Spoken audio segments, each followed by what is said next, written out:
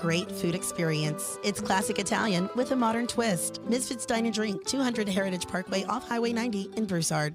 Live from Upper Lafayette, this is ESPN 1037 KLWB Carencro Lafayette, KLCJ-FM Oak Grove Lake Charles 1041, a Delta Media station.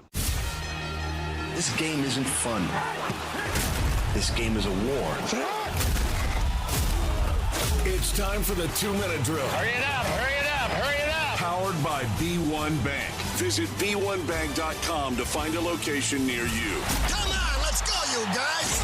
Get in here, we gotta go fast now. The Houston Astros fell 8-3 to the Washington Nationals yesterday, dropping Game 3 and the series. Spencer Arrighetti struggled in the loss, lasting just 4 innings while allowing all 8 runs on 7 hits and 6 walks. The Astros will have an off day for travel today as they'll head to Dallas to face the Texas Rangers for 3 games in their last series before the All-Star break, and it'll get underway Friday night from Globe Life Field. In the FIFA World Cup, only 1 game will be on today, and it'll be the 2-time world champions France facing Morocco in the first game of the quarterfinals. Kylian Mbappe and his French side are a 1.5-goal favorite over the Moroccans, and kickoff is at 3 p.m. from Gillette Stadium.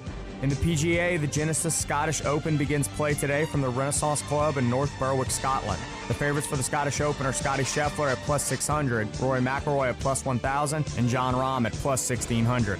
Former Astro and 3-time Cy Young Award winner Justin Verlander announced yesterday that he'll retire at the end of the season. At 43 years old, Verlander is the oldest active player in Major League Baseball and will wrap up his 21-year career with the team where it all began, the Detroit Tigers.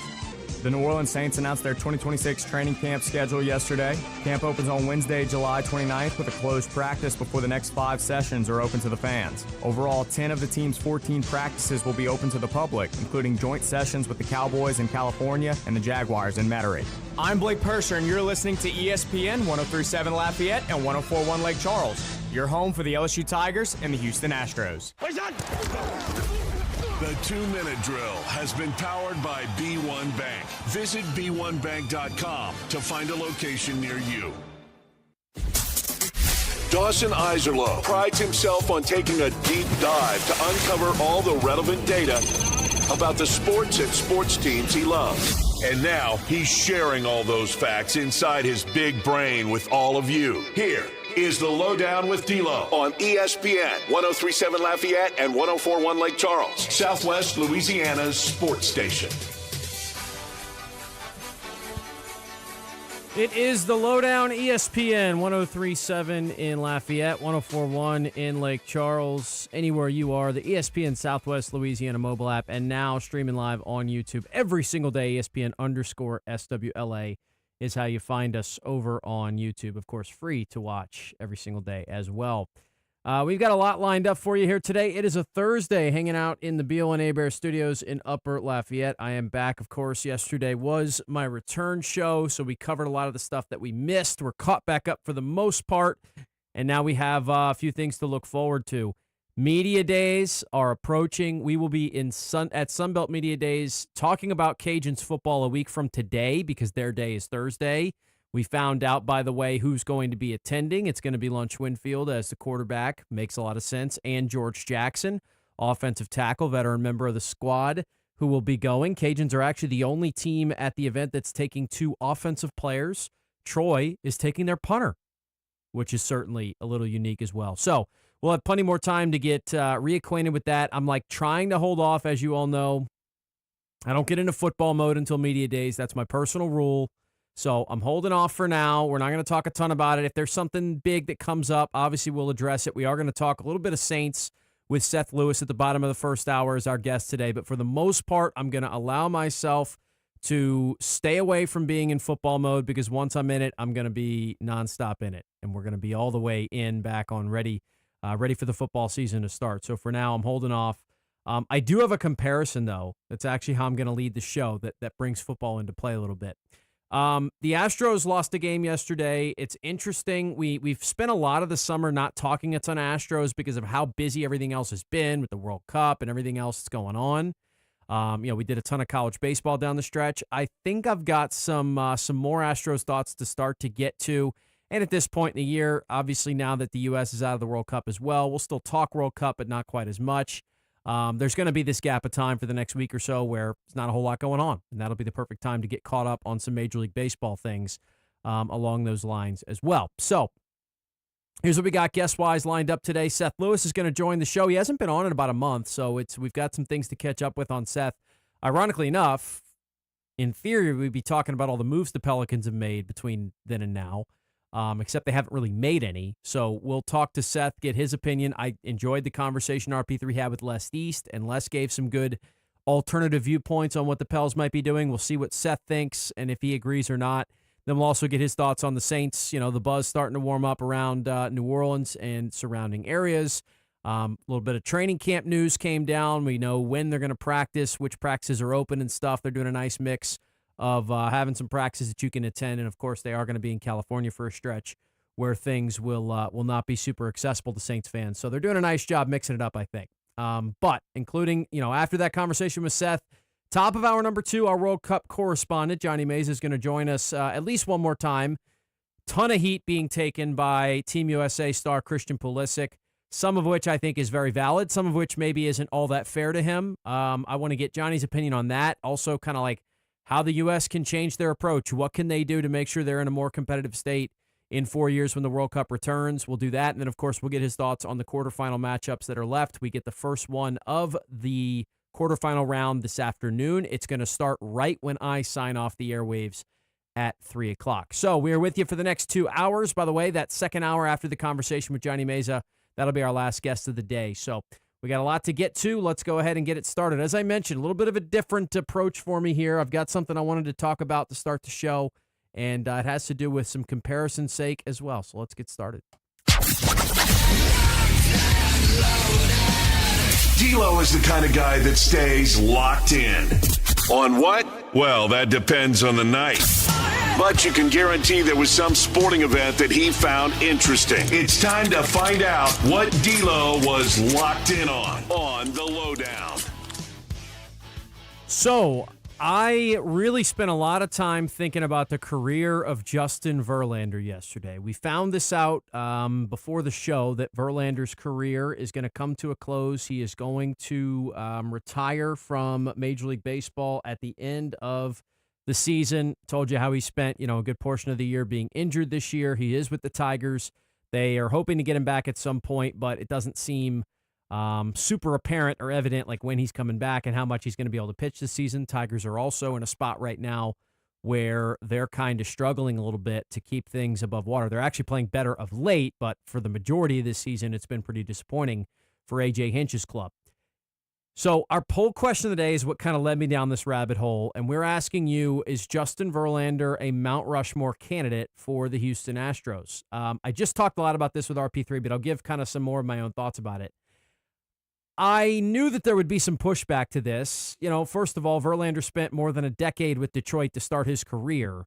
2 different stints with Houston. In totality, about 6 seasons. There's the 1 year in there that he didn't really play because he was injured in, so it's more like 5 years with Houston in the first stint, and then 2 more in the last stint when he was traded back to the Astros from the Mets in that deadline deal in 2023. So, 7 to 8 years of his 21-year career with Houston. So I get that point there, but I do think, like, if you're making, and just for the record, I am definitely willing to hear other candidacies for that 4th spot. I think it's pretty undoubted that Biggio, Bagwell, and Altuve are 3 of your Mount Rushmore players for the Astros. I definitely think, and whether it's Jose Cruz, whether it's Nolan Ryan, whether it's, all these other different players. I threw the name Hunter Pence out, although I don't think he's got as strong a candidacy either. Just my favorite player in an era of Astros baseball that was pretty bad overall when I first became a fan. He did win 2 Cy Young Awards with the Astros, finished second in voting another time. He only won 1, coincidentally enough, with the Tigers throughout his entire career, which does seem hard to believe, but it is true. When he got traded to the Astros in 2017 and was a part of that first World Series team, that stretch of outings, and it's only 5 starts he makes down the stretch of the regular season, but it was unbelievable. Justin Verlander threw 34 innings, gave up 4 earned runs in those 5 starts. The ERA was 1.06. Propelled them into the postseason, then helped them, of course, once in the postseason.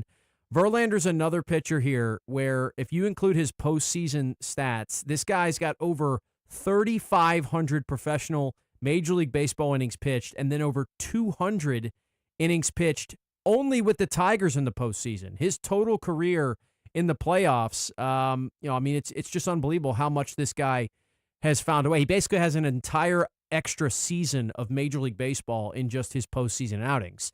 And on that 2017 Astros team, Verlander, who at times got this idea of, hey, maybe he is not quite at his best when the lights are the brightest because he had a couple rough postseasons.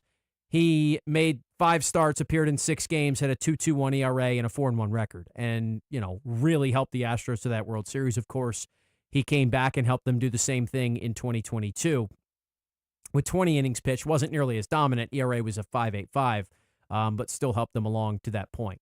So I get all that. I say all that to say, if you want to say he's not a Mount Rushmore player for the Astros because of so much of the bulk of his career happening with the Tigers and, obviously a year thrown in with the Giants and the Mets and whatever else, I'll hear you out on that. So I'll go in a different direction when I want to talk about the greatness of JV and why he is one of my favorite pitchers of all time.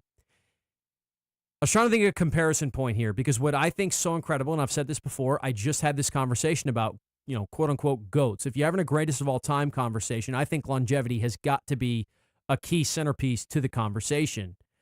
Justin Verlander has a comparison point in another sport that I don't think is maybe easy to point out until you look into the numbers a little bit.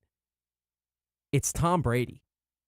One of the things that I will say about Tom Brady, why I think he's the best quarterback in the history of the NFL, and I know that's not maybe the most popular opinion in this part of the country, but hey, I got to tell you what my eyes have seen to me, is that I truly am of the belief system that Tom Brady has 3 separate Hall of Fame careers in one. I think it's absolutely unbelievable. You take Tom Brady from age 23 to age 30. That includes, multiple Super Bowl victories, AP MVP awards, AP All-Pros in 2 of those years, 4 Pro Bowl selections, and a 16-0 record. Obviously, that famous team in 2007 that actually did not win the Super Bowl.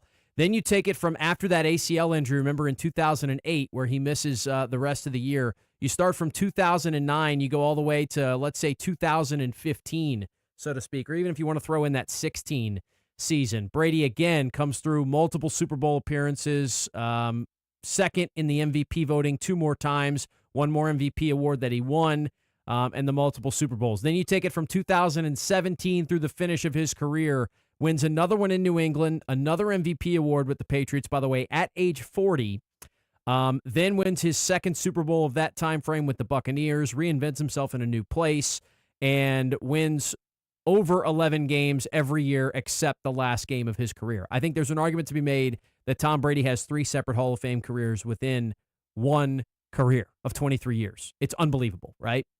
And I didn't know if I would ever find a player that has a similar argument for that, even in any sport. LeBron might be one of those, but the problem with LeBron's third act is that there's not going to be a whole lot of team success involved in it. And the first act, it took him so long to get to the top of the mountain. As an individual player, he doesn't have the team accolades that someone like Brady has. So maybe that's the thing you can contest with Verlander as well. But if you take a look at it, that first act for JV from 2005 to, let's say, 2012, his 20s, right? Divided into decades here. From age 22 to 29, he has 2 over 8 WAR seasons, which are unbelievable. 1 year in there in which he won 24 games, 1 Cy Young Award, 1 MVP award, second place in the Cy Young another year, third another year, fifth another year, and all-star appearances in 5 of his 7 seasons during that decade. It's incredible, and you're going to be really hard-pressed to find another player who has those same types of numbers. In addition to all that, by the way, he does have a World Series appearance in that decade. Of course, we know he was not able to win it because of that Tigers team falling just short. In his 30s, you go from age 30 to, let's say, we're going to have to cut it off a little bit and give him some extra credit after the injury. So we'll go from age 30 to 37. He has 3 more All-Star appearances, another Cy Young Award. That's with the Astros in 2019 at age 36. 4 more seasons, no, make it 5 more seasons of 200 innings pitched or more.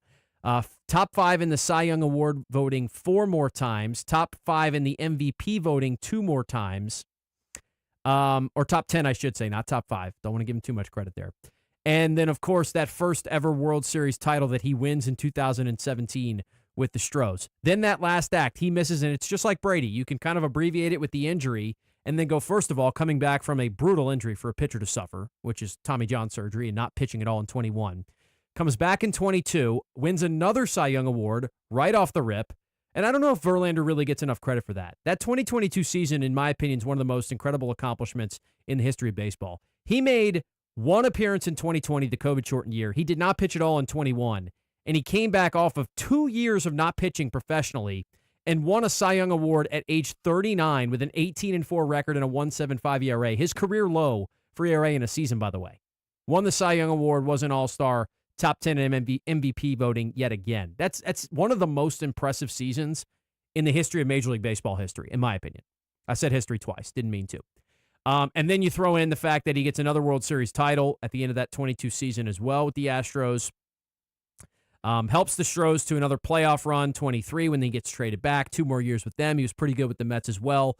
And then last year was actually really solid with the San Francisco Giants. 150 innings pitched, 3.85 ERA. Continued to extend that level of solid pitching. He wins above replacement, was in the positives. Like, he was still an above-average pitcher at age 42 in the year of 2025. So I think there's a real argument here that Verlander also has 3 separate. Now, in baseball, it's not necessarily the same, because in football, when you're a multi-time Super Bowl winner, and Brady has that in 3 different eras, like, you get different credit for that. And also the count stats for Brady are just so plentiful because he played for so many years. In baseball, like, if Verlander only had a 7-year career, he probably would not be a Hall of Famer in any one of these things. But the point is, like, the numbers that he puts together, there were 3. You could separate his career into 3 separate acts, and they're almost equally impressive in each decade of his career. And one of those includes the seasons that consist of age 39 through 43. It's unbelievable to me. So that's my comparison point. Justin Verlander, in my opinion, in a sport that's not very easy to compare, is the Tom Brady of modern Major League Baseball. And I'm just not so sure, especially with all the concern with injuries and things of that nature. Like, look, maybe Paul Skeens will pitch into his early 40s. I just have a hard time believing we're going to see a lot of Max Scherzer, Justin Verlander type guys that can do it. And maybe, look, modern medicine's going to continue to advance. I understand these guys are going to recover even better. So maybe it is possible. It's going to hard for me to believe it, that we're going to have pitchers pitching for 20-plus seasons in this modern era where we have so many struggles to just keep guys out on the mound. The best pitchers in baseball, almost all of them, have lost at least 1 or 2 of their professional seasons to serious injury. Verlander did. Look, he missed that 20, as I mentioned, 20 and 21 for rough for him. The other thing, too, though, the years in which Verlander made 30 or more starts, from 2006 to 2014, he never made less than 30 starts. He has a year and 15 where he makes 20, and then he goes 34, 33, 28, 34, 34. It's unbelievable how reliable this guy was and how durable he was throughout the majority of his big league career. All right, JV retiring at the end of the season. I think he's the Tom Brady of modern Major League Baseball. All right, we'll take a timeout here. When we return, we'll switch gears a little bit. The Astros did play last night, so we'll talk about them. They've got a problem. Former Raging Cajun on the mound that just can't get it done right now. What do the Astros do? Maybe reinforcements are on the way. Maybe a solution is as simple as that. It's the LohDown on a Thursday. Hang out with us. This is the LohDown with D-Loh, live on ESPN 103.7 Lafayette and 104.1 Lake Charles, Southwest Louisiana's sports station. With storm season having arrived, ESPN 103.7 Lafayette, 104.1 Lake Charles, Southwest Louisiana sports station, and Mid-South Power Solutions in Crowley bring you these hurricane safety tips. Make sure to secure your home and bring in outdoor items before the storm makes landfall. Have an emergency kit stocked with water, food, and medications. Know your evacuation routes, and listen to local authorities. Stay informed with the battery-powered radio, and, of course, make sure you have fresh batteries for that radio. Remember, safety is in your hands. These hurricane preparedness tips are powered by Mid-South Power Solutions in Crowley. Your local Generac dealer. Visit midsouthpowersolutions.com. ESPN 103.7 Lafayette and 104.1 Lake Charles is your home for the Houston Astros. And the Astros stun the Mariners. Hunter Brown, Yordan Alvarez, and the rest of the Astros are looking to get back to the postseason. You can listen to every pitch, hit, and thrilling victory of the Houston Astros. Incredible! As Robert Ford and Steve Sparks will be on the call. Tune in this season for live Astros baseball on Southwest Louisiana's sports station. Around Acadiana, community means supporting the businesses that make our hometown special. That's why we're proud to spotlight local companies that are certified South Louisiana. Delta Home Center and Delta Trailer Sales, your one-stop shop for utility and cargo trailers. Heavy-duty dump and gooseneck trailers, portable buildings, cabins, decks, porches, fences, carports, and site-built metal shops. Located at Exit 7 in Carencro or at deltatrailersales.com. When you support local businesses, you strengthen the communities we call home. Shop local, support local. Certified South Louisiana.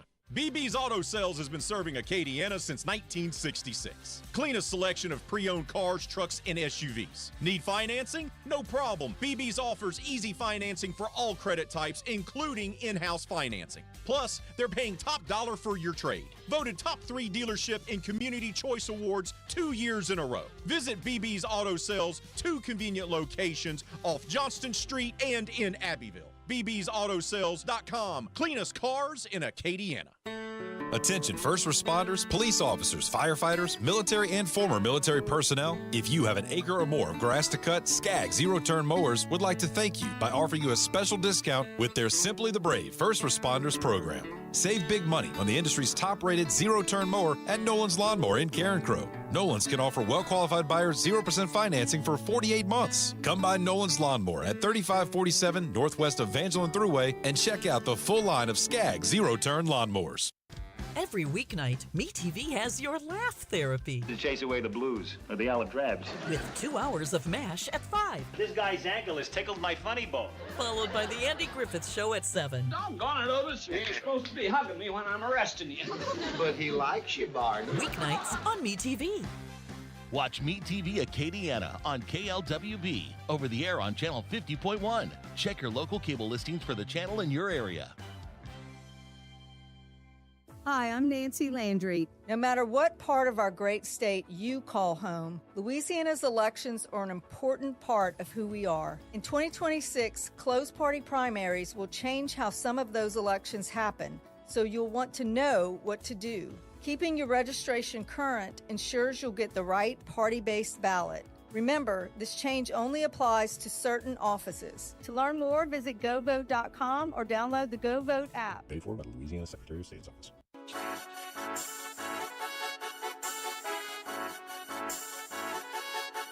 You're listening to ESPN 1037 Lafayette and 1041 Lake Charles. Your home for the best local sports talk in Southwest Louisiana. All right, back here on the LohDown. Thursday edition of the show is rolling along. Keep in mind, about 10 minutes from right now, we're going to have our friend Seth Lewis from over in New Orleans catch up with us. We'll talk Saints and Pelicans, the latest he is hearing on 2 off seasons that are, of course, going on simultaneously with very different vibes around each of them, I might add. We'll talk about that in just a bit. But the Astros played last night, so they lose the series with a loss to the Washington Nationals. They've continued to play pretty well over this last month or so of the season. But there's been one very obvious exception to where the Astros have been successful, and that is in the starting pitching realm. Over their last 11 outings for starting pitchers, the Astros pitchers have an ERA over 8. Spencer Arrighetti gave up 8 earned runs in just 4 innings of work last night, 7 hits, 6 walks, which continues to be a problem for Arrighetti. And look, we love Spencer around here because he pitched for the Cajuns. We've gotten a chance to cover his career, even since his college days. And he's awesome. But in his last 7 outings, the ERA is an 8.74. He's got basically one good outing in there. Remember, early in the season, there was a stretch where it looked like Spencer Arrighetti was a legitimate Cy Young Award candidate. I don't even think that's a stretch to say, okay? After Arrighetti had an outing against the Texas Rangers on May 28th, where he went 6 innings, 3 hits, 1 run, the ERA was down to a 1.34. He finished the month of May with a 4-run record, a 0.93 ERA, 29 innings pitched in that month. Opposing hitters were hitting 165 off of him in the month of May. The month of June, his ERA was 9. The month of July, his ERA is 8.10. It's gone from 1.34 on May 28th to now 4.50 for the whole season after this most recent outing against the Nationals, which was actually earned runs-wise his worst of the season, tied with only a June 26th outing against the Tigers. He had his last game go pretty well against Tampa, where he went 6 innings, 2 hits, 1 run, and it was a solo shot. You're thinking maybe he's figured it out. Maybe he's going to be back a little bit. Just not the case, though. Back to struggling, and the Astros back to looking for answers with one of their promising young starting pitchers. So the question we've been asking, and we talked with this with Brett Chansey yesterday, is like, hey, did the Astros go out and get an arm at the deadline? Are they looking to add? And I just think it's too complicated right now. I don't think the farm system's very loaded. I don't think there's a ton of really, really good serviceable starting pitchers on the market, to be honest with you, because even if you want to try and convince me that Boston's going to be willing to ship off Sonny Gray or something like that, like, keep in mind the Red Sox are only a handful of games out of the wild card. And, there's individual teams that might make a decision to even sell a couple of players as opposed to just going on a full-blown selling spree. But there's not a ton of readily available arms, and I just don't know if the Astros are going to have the best package available to go get one of those guys at this point. So I present to you option B, and that is Hayden Wesneski and Ronel Blanco. Who do you have to trade for them? Nobody, because they're on your team. Why are they not pitching right now? Well, that's because they've been hurt, and they've had massive injuries that they've been working back from for a long time now. But Wesneski was very promising. Remember, Hayden Wesneski was included in that trade with the Chicago Cubs, and this was a guy who, it was considered like maybe a throw into that trade, and you just kind of wondered what it was going to look like. And then last year got off to a really solid start for the Stros. The ERA was at a 4.5, but he made 6 starts. He pitched 32 innings. There were some real signs of encouragement, like, hey, maybe this guy's going to work out for this team. Maybe he's got a chance to be something pretty good for him. Then he gets hurt, and he misses the rest of the season with Tommy John, and he's been working his way back the entire offseason. Ronel Blanco, of course, you're much likely, if you're an Astros fan, to be more familiar with. Blanco has played important roles on playoff run teams for the Astros in the past. He kind of came out of nowhere back in that 2024 season and gave the Astros 167 innings and a 2.80 ERA. He was off to a decent start last year once again, 9 starts, 48 innings pitched, and he also was put on the shelf and has been working his way back ever since. He has made some rehab appearances. He is working his way back. He could rejoin the club as soon as next week. Hayden Wesneski, on the other hand, just threw 46 pitches on Sunday for Corpus Christi. Looked pretty good, supposedly. 4 innings pitched, 2 hits, 1 run allowed. He's got a chance to join the club maybe a couple weeks away, a couple more rehab starts. I say all this to say it's a tough spot for the front office to be in because they have to make their final roster decisions, quote unquote, about any additions they want to make by August 3rd. That is the new Major League Baseball trade deadline date, at least for this year, because it falls on a Monday, so they're going to do it on a Monday afternoon. That does give them a little extra time, right? Because it used to be sometimes it fall like July 30th, July 31st, things of that nature. You have a few more days, but are you really going to have a comfortable idea of how ready Wesneski and Blanco are to contribute to your team as starting pitchers when you have to make that final decision if you want to add an arm at the deadline? I'm not sure. I'm not sure you're going to have that luxury. But at the same time, you've got one of the worst starting pitcher ERAs in Major League Baseball over the past month, and so I'm not sure it's going to be fair to just sit back and hope things get better, right? Yeah, Urquidy's had some moments where it make you feel like maybe this is just a rough patch, but this is a rougher stretch than really anything we've seen in his young big league career.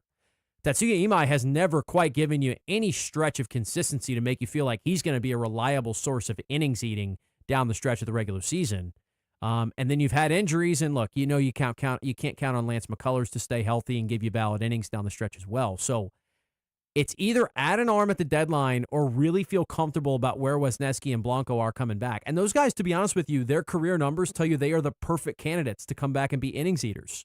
Especially Blanco, like when he's been healthy, but Wesneski and Blanco have both also had not only this major injury, they've both had injury problems in the past. Even Blanco's breakout season, he only threw 167 innings. He wasn't a 230-inning guy the way some of your prime, great innings-eating pitchers are. So I think you hold off on a trade for now. You hope these two guys can insert themselves back into the rotation, but it is an interesting time, I think, for Dana Brown, who knows the pressure's on to get this Astros team back and winning if he wants to retain his position as a general manager going into next season.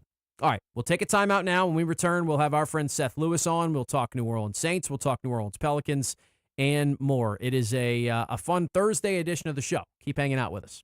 This is the LohDown with D-Loh, live on ESPN 103.7 Lafayette and 104.1 Lake Charles, Southwest Louisiana's sports station.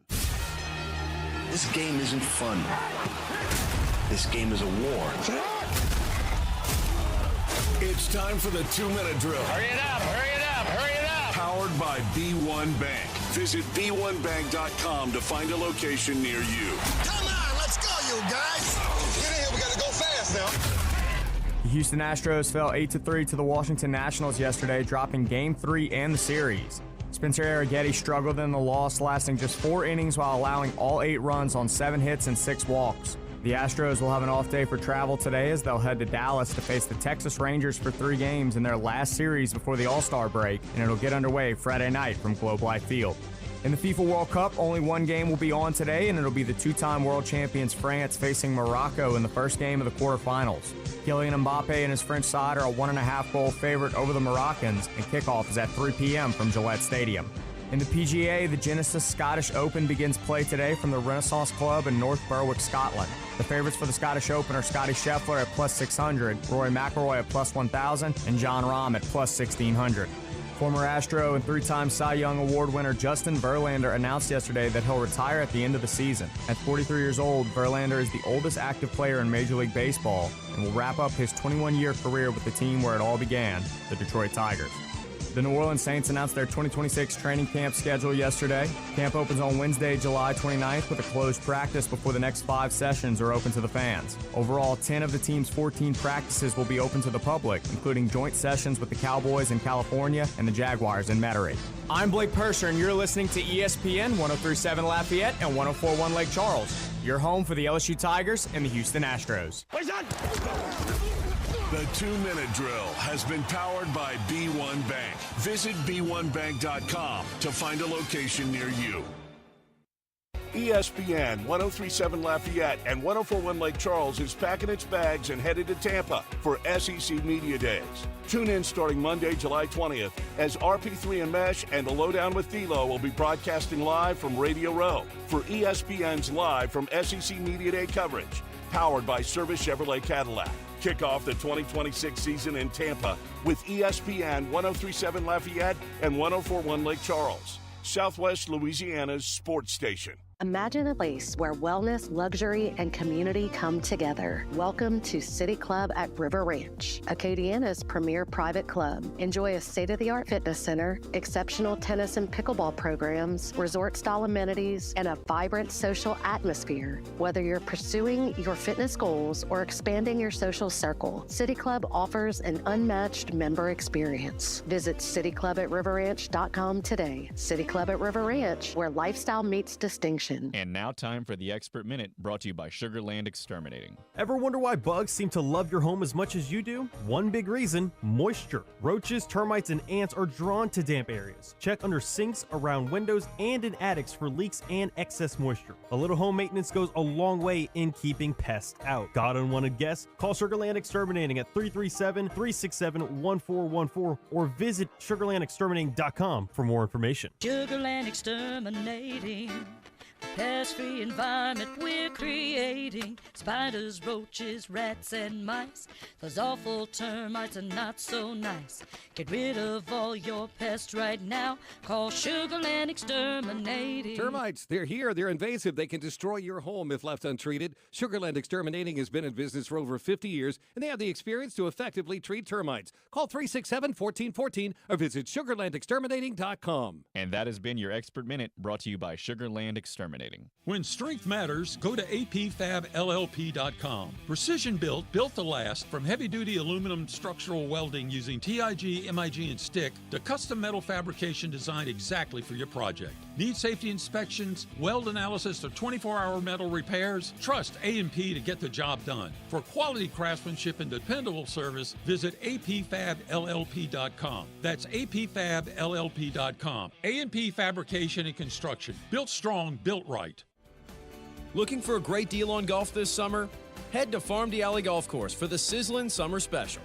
Every Tuesday through Thursday, tee off anytime between noon and 3:30 and enjoy 18 holes of championship golf, including a cart for just $55. That's unbeatable summer golf at an unbeatable price.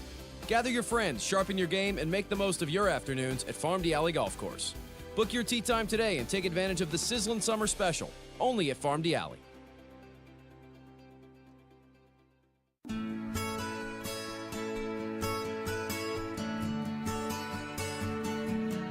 You're listening to ESPN 1037 Lafayette and 1041 Lake Charles. Your home for the best local sports talk in Southwest Louisiana.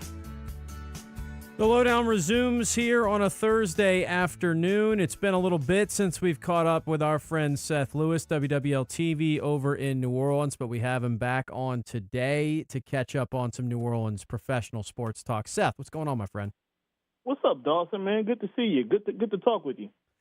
No doubt, man. Look, I had this plan. I was like, man, it's been a while since we talked to Seth. This is going to be great. We're going to talk about all the moves Pelicans have made since we last spoke, except that they really kind of haven't made any of them. So I guess I'll start there, man. Like, how surprising is it to you that guys like Jordan Poole and Jordan Hawkins are still on the roster here in the early stages of July? I don't know exactly how surprised I am. I think that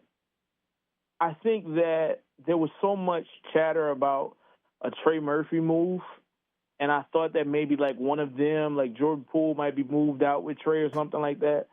And when that didn't happen, the Pelicans are just in a really interesting spot. And the spot that they're in, they're kind of two timeline-ish, like where you have your young rookies and Derek Queen and Jeremiah Fears, and then you have the guys that are like, nearing their prime, let's say guys like Zion, guys like Trey Murphy and whatnot. But you're also talking about a team that's won less than 50 games over the last 2 years. So typically, to get off of a contract like Jordan Poole, you would have to attach something to it. Like you'd have to attach a first-round pick or something like that to it. The problem is that, like, you can't afford to give up future first-round picks. Like, you can't afford to give up assets at this point. Like, you need to keep assets in-house to be able to potentially load up in the years to come. And then, so with that being the case, like, it feels like you're stuck. Now, Hawkins isn't going to be on as bad of a deal because you're still talking about his rookie contract. So that one maybe surprises me a little bit more. But because they're not as good and because they need to hold on to assets and because, especially in Poole's case, that contract is bad, it just kind of puts them in a really tricky spot to get rid of him. And so I guess that's the question then. Are we just I guess I'm more surprised too because they brought in Jamal Mosley and he got up there and described everything he wants in a player and it was like everything that Jordan Poole isn't. And so I just wonder, is it going to be even, does it make sense to have him sitting as the 8th or 9th man on the roster, given that it just probably isn't going to fit into what Jamal Mosley wants to build anyway?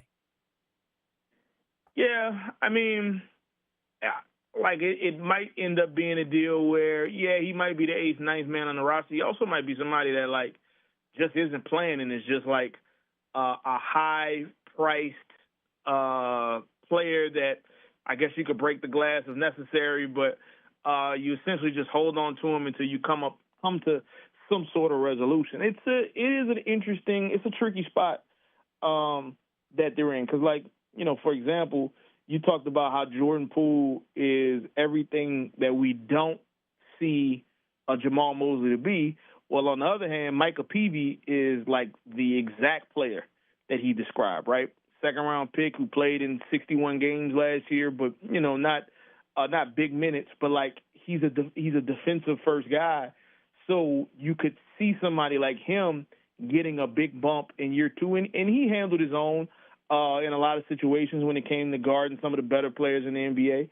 And so, like, it's just gonna be interesting how they get off that contract. If it's you give up his bad contract and maybe you take in another bad contract, but you also, and then maybe that person becomes a buyout candidate, but you also don't want to do like they did last year, essentially, where they were trying to get off of CJ's deal, which didn't look great. It looks better now, especially in comparison to Jordan Poole, but they were trying to get off of CJ's contract, and they traded for Poole. Now, that also got you Sadiq Bey, and that was a big acquisition, but it came with Poole, and Poole's money is way more difficult to move than like CJ's would have like this year or anything of that sort.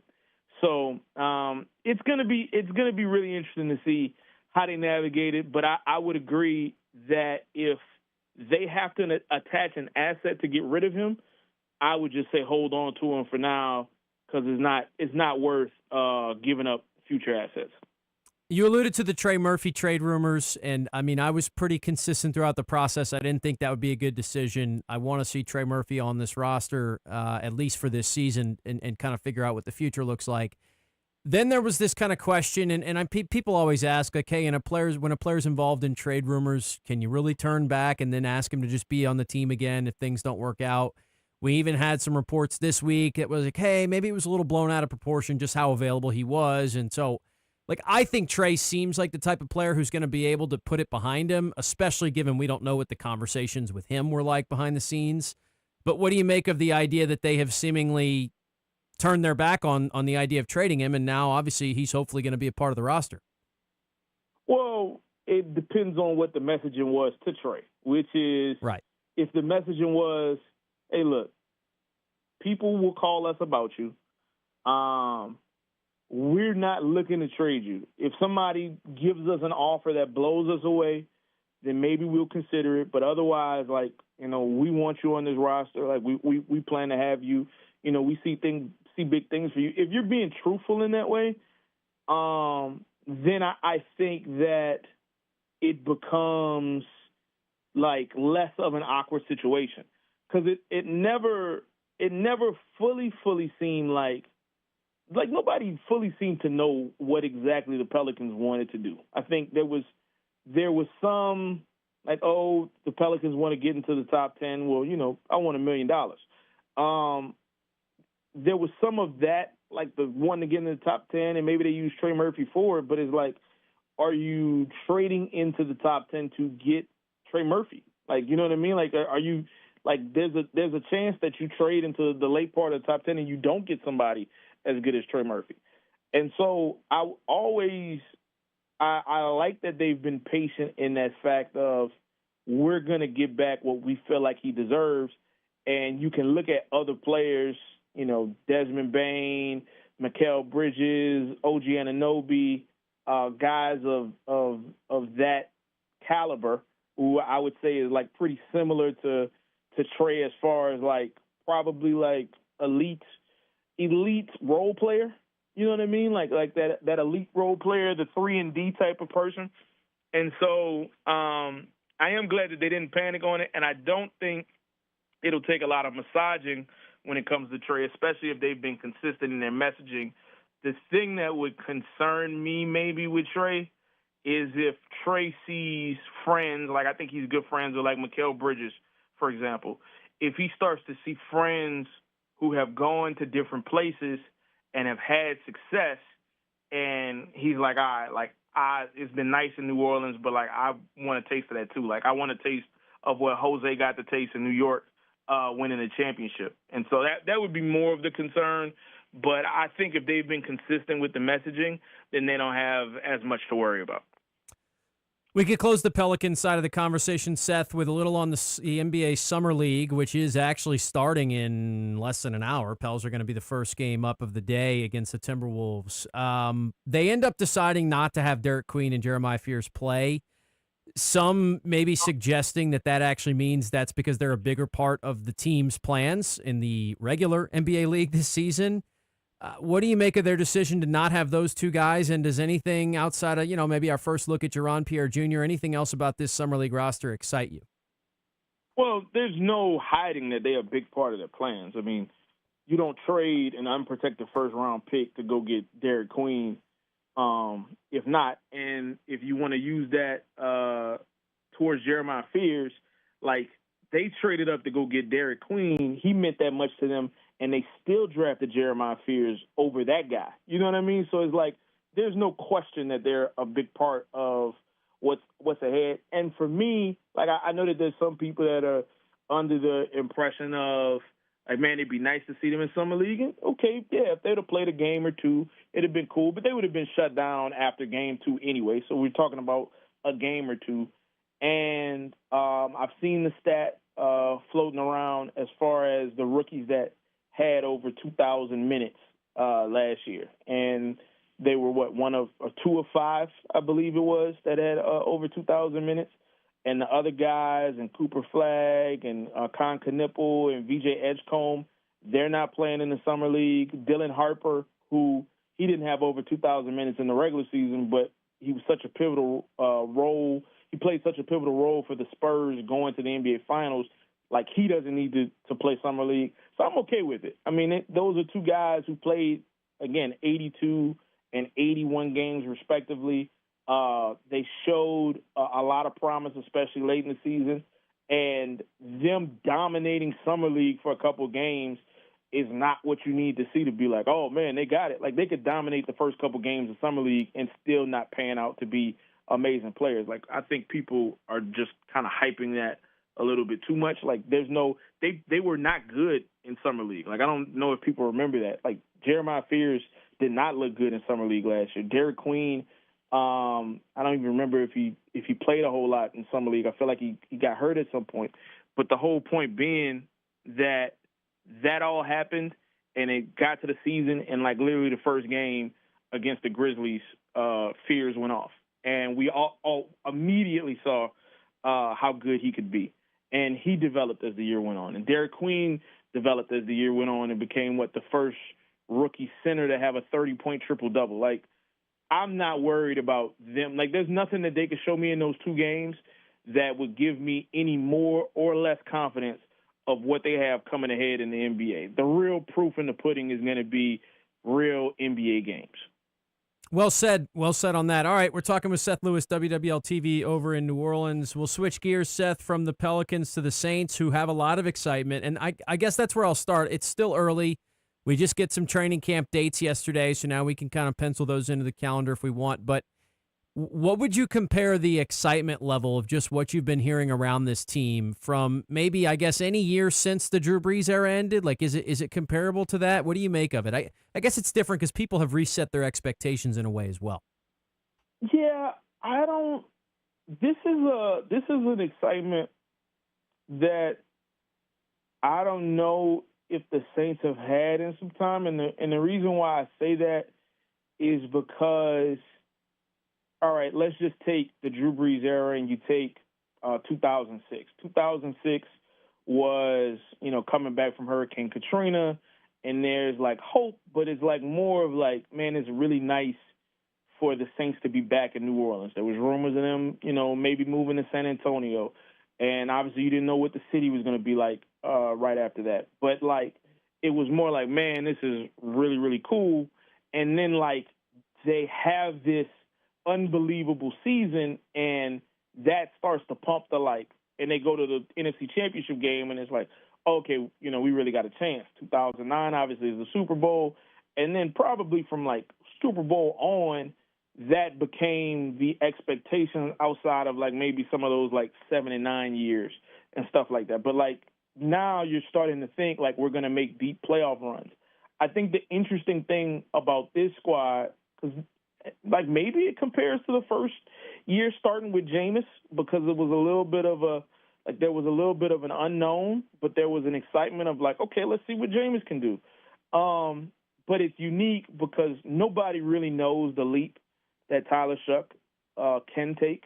Nobody knows, if we're being honest, nobody knows who the best player on this roster is. Like, I see a lot of debates of who it is, and I don't think it's like, there's a lot of teams where you could for sure say like, oh yeah, this guy, he's the one, like he's the guy, or it's like these two guys, they're the ones because they're the best, or they're one of the top three at their positions. Like, there's a lot of like, is Chase Young gonna develop into the guy that like we saw at the end of the year that was like really, really good?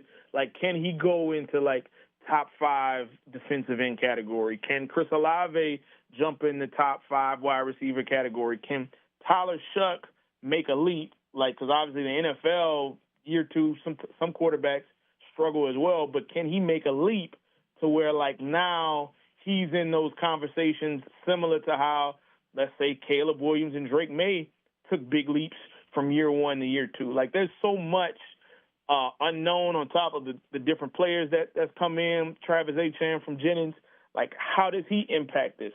What does Alvin Kamara look like? Is Alvin Kamara on this team? I think there's so much unknown that I think that that's a part of the excitement is seeing it, because the unknown, at least in this situation, is positive as compared to last year when the unknown felt like, man, they're far ways away. I'll close with this, Seth. I think it's one of the funniest things I always point back to is like how starving people get for NFL stuff at this time of year, and it's shown by when they break down camp schedules and they give their opinions on how this may impact the team positively or negatively because they're practicing in California for this day versus in New Orleans for this day, and it being open or closed to the public. So I personally think it's all a little maybe overanalyzed. But I guess it is cool that we're going to get a chance to see this team a good bit, at least in the early portion of training camp. Yeah, and look, we'll, as far as like WWL, like, we'll be in California and giving reports during that week or so that, that they're out there, I believe. But it's cool. Like, it's always cool for the fans to be able to see it. It starts to build some hype. It gives them some insight into what's going on with the team. Even though it's funny, I think back to camp and I just think about like how much Tyler Shuck didn't look like he was ready in camp, and 10 weeks later, he was lighting the NFL on fire, at least from a rookie standpoint. He was lighting on fire. So, it's always cool. It can be a little overblown with the schedule. I do agree that sometimes getting fortified in that New Orleans heat is a real thing, because if you've been in California and it's all nice weather the entire time, like you can get a little too comfortable. But like I think for the most part it's pretty overblown, and what we get in the preseason is just a taste of what's to come for the year. But no matter how you slice it, it's coming soon, and that in itself is exciting. That is definitely the case. Good to be back with you, Seth. We will we'll catch up again in a few weeks, man. Thank you for doing this. Absolutely, Dawson. That's Seth Lewis, WWL TV over in New Orleans, talking Saints and Pelicans. Good to catch up with him. It's been too long, and we will certainly be talking with Seth again here in the near future as these training camp dates, as we mentioned, like you're going to get started Wednesday, July 29th is closed practice. The first open one's the following day on the 30th. So, we're 3 weeks away from legitimate Saints practice here in the year of 2026. And when they head to L.A., by the way, that's going to be later towards the middle of August when they make that trip over there. They'll be in New Orleans for basically the whole first month-ish, a little less than a month of 2026 training camp. All right, we'll take a time out here. We'll wrap up the first hour. After the break, we'll get you set up for hour number 2. You're listening to The LohDown.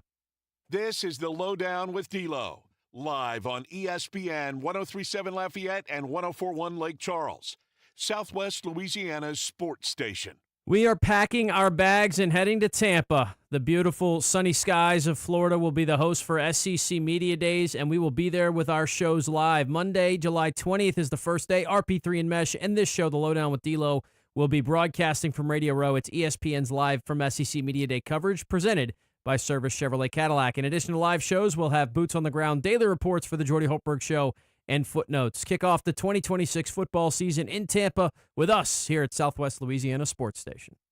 ESPN 103.7 Lafayette and 104.1 Lake Charles is the proud winner of 4 2026 LAB Prestige Awards, including Best Use of Digital Media, Foot's Friday Fury, Best Live On-Site Remote for our Super Bowl Radio Row coverage, Best Promotion for our No Shave November initiative, and Radio Young Professional of the Year for Dawson Iserloh. We're proud of being Southwest Louisiana's sports station and are humbled to be recognized by the Louisiana Association of Broadcasters.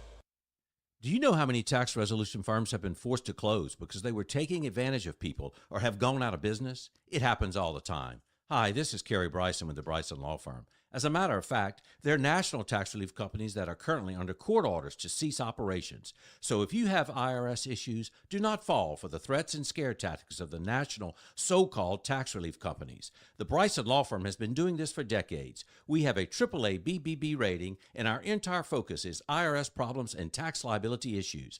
An IRS problem is a legal problem. Let the Bryson Law Firm help you get relief the right way. So if you owe back taxes or haven't filed returns in years, it's time to call the the Bryson Law Firm and finally resolve your tax issues. Don't put it off any longer. Call the Bryson Law Firm. Our headquarters are in Lafayette, and we have offices statewide. Or visit BrysonLawFirm.com to schedule your free consultation with your local tax resolution law firm, the Bryson Law Firm. LSB filing number LA2519684. Did you know you can get great tasting Clear Springs artesian water delivered to your office or your doorstep at home? Clear Springs is 100% local with their own bottling facility at the world-famous Kentwood Aquifer, no chemicals added. Just pure Kentwood, Louisiana artesian water. Clear Springs Water offers delivery of 5 or 3 gallon water service with a hot and cold temperature water cooler or even single-serve bottles delivered to your home or office. Easy to reach, clearsprings.net, then contact us tab or 337-519-3563. Let's try something new, like not overloading your outlets. Up next, from Mr. Electric. You know that power strip and your extension cord? They are not a permanent lifestyle choice. You don't have to be afraid to get rid of them if they're damaged. And keep water far away from electricity. And if something sparks, buzzes, or smells like regret, call a professional. Because saving a few bucks is not worth turning your living room into a campfire. Home electrical safety. It's not shocking, unless you ignore it. If you would like to learn more, visit MrElectric.com. You're looking for not only a good electrician, but one you can trust. Here's Sean Doré with Mr. Electric. Yeah, I love what I do. I love serving our community. It's a pleasure, it really is. Our reviews speak for the passion that I have. You know, we want to do good business. We want to be someone that you can trust to come in to your home. Call Mr. Electric today or see us on Facebook.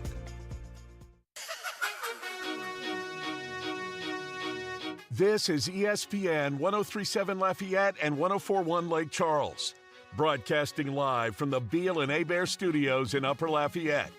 Beal and Hebert, Acadiana's hometown lawyers. Back to more of Southwest Louisiana's sports station. All right, closing down hour number 1 here of the LohDown. If you missed it, we did find for sure who is attending Sunbelt Media Days, which is actually before SEC Media Days this year. We'll be in, or I and Kevin will be down in New Orleans next week for that, Wednesday and Thursday. The Cajuns Day is on Thursday, but I did get my guest list. We are planning to do all 14 head coaches again. It is a lot to undertake, but we're going to try and pull it off, have some tricks up my sleeve for that. That includes Billy Napier on day 1, and as of now, schedule could change a little bit, but I do believe as of now, Billy Napier is actually going to be the first guest of the week for me at Sunbelt Media Day, so I'm excited for that.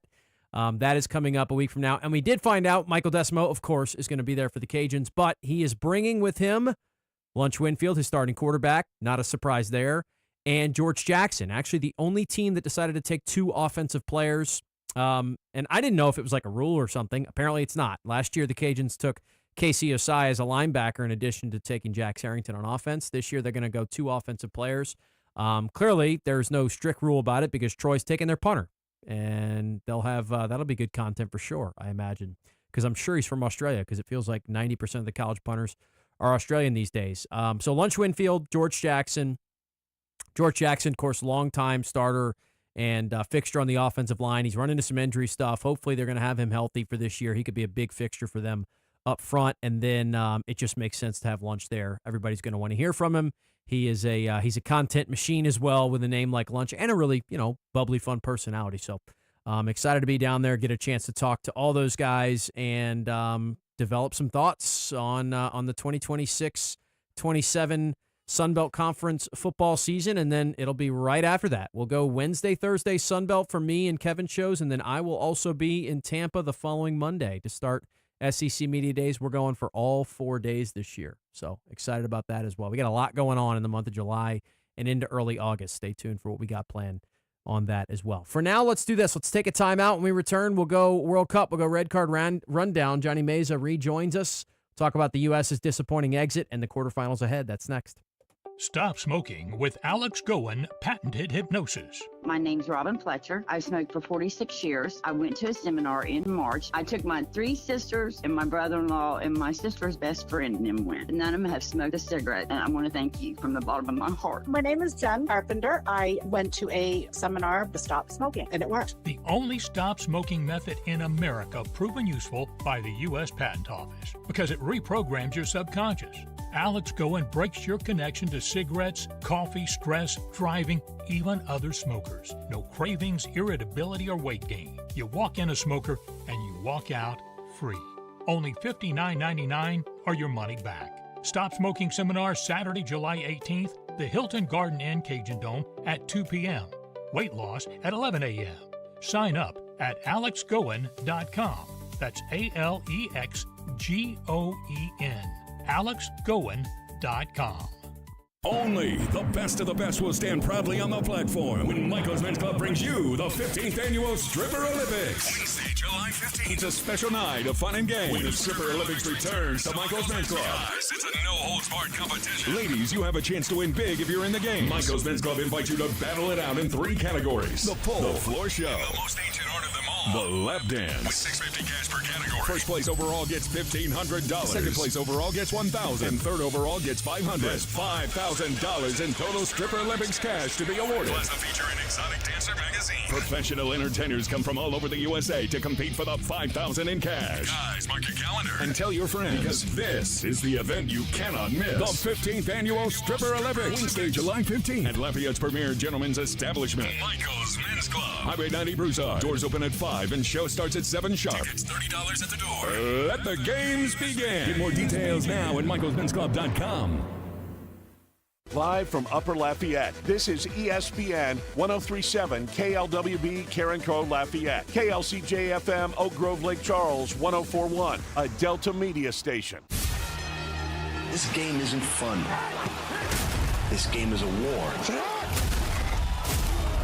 It's time for the 2-minute drill. Hurry it up, hurry it up, hurry it up. Powered by B1 Bank. Visit b1bank.com to find a location near you. Come on, let's go, you guys. Get in here, we gotta go fast now. The Houston Astros fell 8-3 to the Washington Nationals yesterday, dropping Game 3 and the series. Spencer Arrighetti struggled in the loss, lasting just 4 innings while allowing all 8 runs on 7 hits and 6 walks. The Astros will have an off day for travel today as they'll head to Dallas to face the Texas Rangers for 3 games in their last series before the All-Star break, and it'll get underway Friday night from Globe Life Field.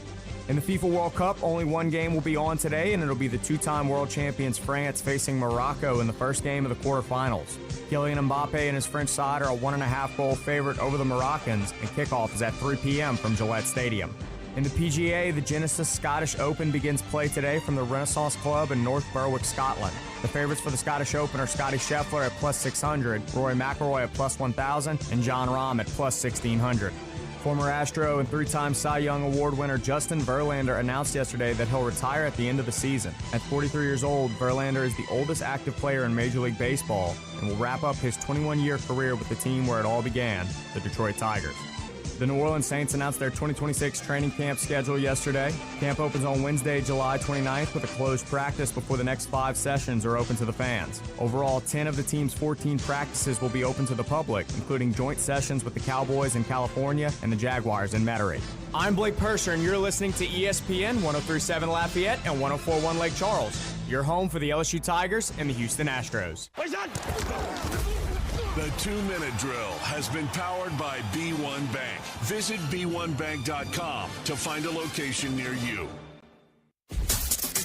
Dawson Iserloh prides himself on taking a deep dive to uncover all the relevant data about the sports and sports teams he loves. And now he's sharing all those facts inside his big brain with all of you. Here is the LohDown with D-Loh on ESPN 1037 Lafayette and 1041 Lake Charles, Southwest Louisiana's sports station. It is the LohDown, hour 2 of 2. Thursday edition of the show rolling on here. ESPN 1037 in Lafayette, 1041 in Lake Charles. Anywhere you are with the ESPN Southwest Louisiana mobile app and streaming live, of course, on YouTube as well. ESPN_SWLA is how you can find our channel.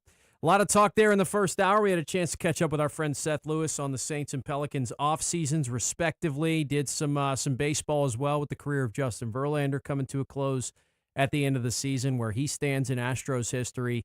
We'll kind of continue that conversation a little bit to wrap up the show later on. But we're going to keep our World Cup theme rolling along here as we have throughout the month and before that as well.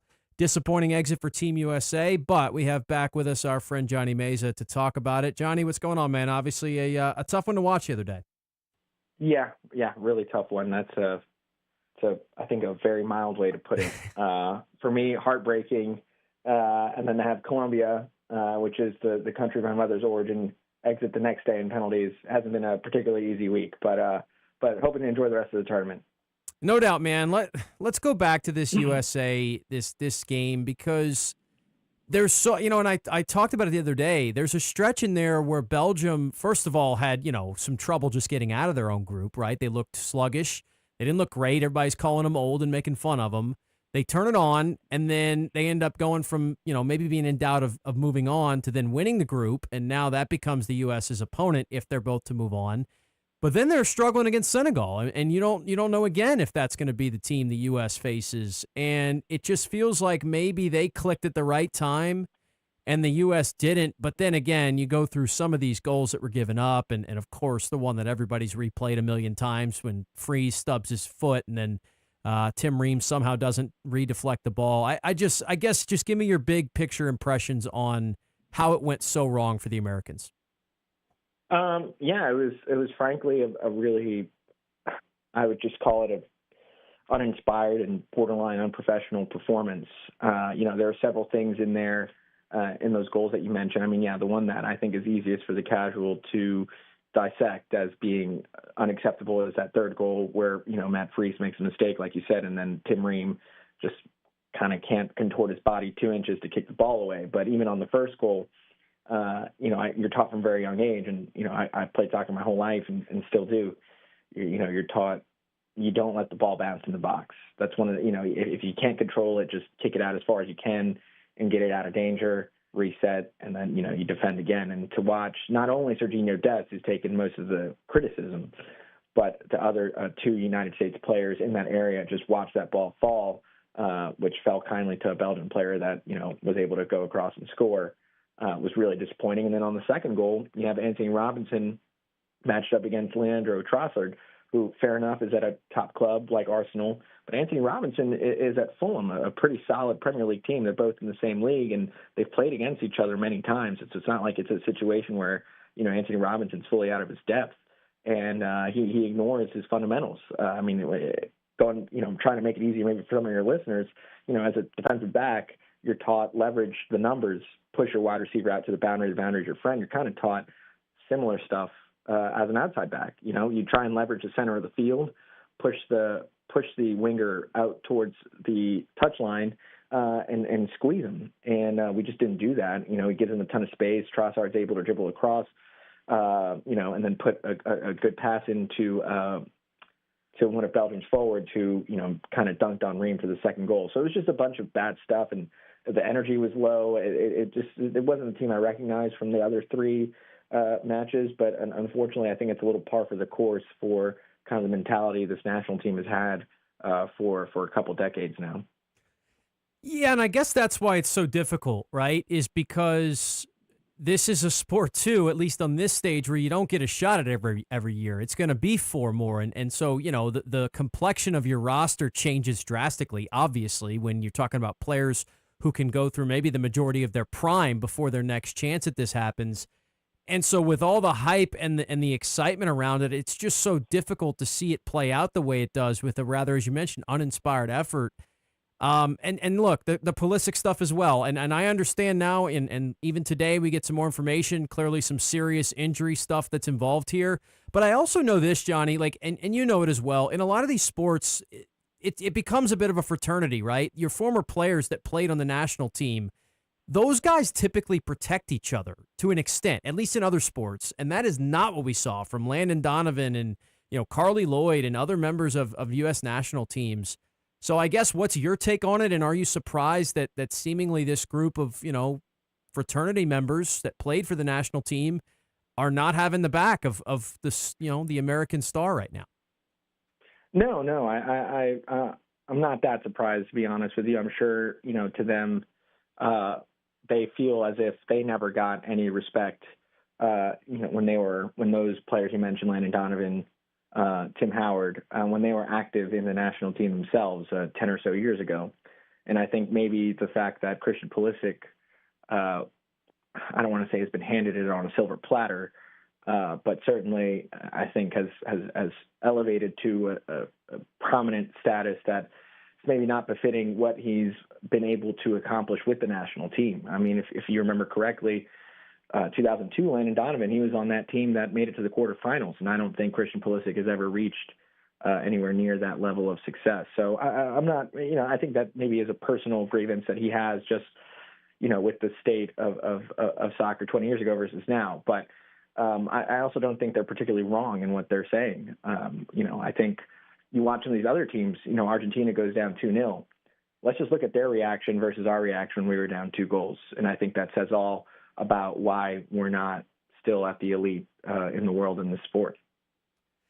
Another thing that's going to be really, it's difficult because that's the other thing I was thinking about too, Johnny. Like we're putting this now into a situation where all the vibes were high, right? And, even after the win over Bosnia-Herzegovina, you had the Balogun situation, then he ends up getting eligible and whatever FIFA's decision was, and if it was corrupt, it was in our favor, whatever, all that aside.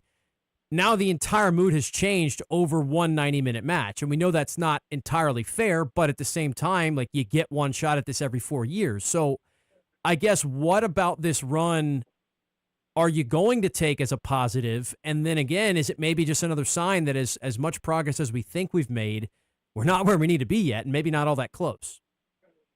The positive I'll take is for sure that this country will support a winner and a deserving team when they get one. I'm not exactly sure that this was that team, but what I saw with all the bars and restaurants here in New Orleans being packed and all the amount of calls and texts and questions I got from people that had never watched soccer before in their life that were willing to throw their support behind this team, which by the way makes the loss hurt so much more because it felt like we had finally kind of turned that corner. We're getting, we got over 40 million viewers for this last game, which is just as good as both, the NFL Conference Championship games, which is unheard of. That's a positive takeaway. In terms of the negative, I think it hurts to see that, we were just structurally, organizationally, U.S. soccer was building up to this World Cup for over 10 years, and the results aren't any better than they were in 2014, which was, a loss to Belgium in the round of 16, quite literally the same result. So I think we have to look internally. I think we really do need a change of mentality. I think we need to not be afraid of calling this what it is, and that's losing, and that's failure, and that's unacceptable, and it would be unacceptable in every other sport. So why this one? Because in other countries, again, Argentina, France, Morocco, them getting bounced out in the round of 16 is the end of the world. So why not to us too? I think that's where our mentality needs to change, and hopefully it does. Johnny Meza is our guest. We're talking World Cup here on the show as we have each of the last few weeks here. All right, man, let's move it to what is left, and that's the quarterfinals and beyond. You get France and Morocco this afternoon. That one's getting going in less than an hour. Spain, Belgium tomorrow, then the doubleheader, Norway, England, Argentina, Switzerland. Man, I mean, look, it's still going to be an incredibly exciting quarterfinal, although, of course, we wish that it was the U.S. facing Spain. What jumps out to you? What are you ready to see the next few days?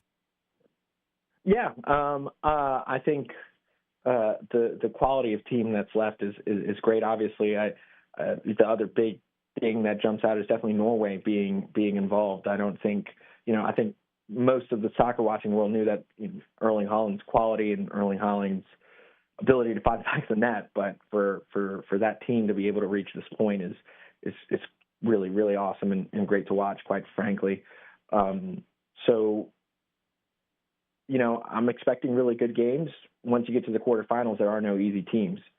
So I recommend that everyone watch every single game as if they haven't been already, because I think you'll see a lot finer margins than we've been seeing in these past rounds, which makes for great TV. And just like we saw at the Argentina game a couple days ago against Egypt, these stages tend to be the best scripts. So I'm pretty excited. I definitely think France has put themselves a little bit of a level above everyone else, but who knows? It's for all these teams, it's 3 finals from here on out. So it's all or nothing. We'll close it with this, and I know this may be a question that you probably would like more time to answer. I'm throwing it in at the end, but we did a little greatest of all time conversation the other day, throwing out some of the numbers around Messi, Ronaldo, Pele, the classic conversation.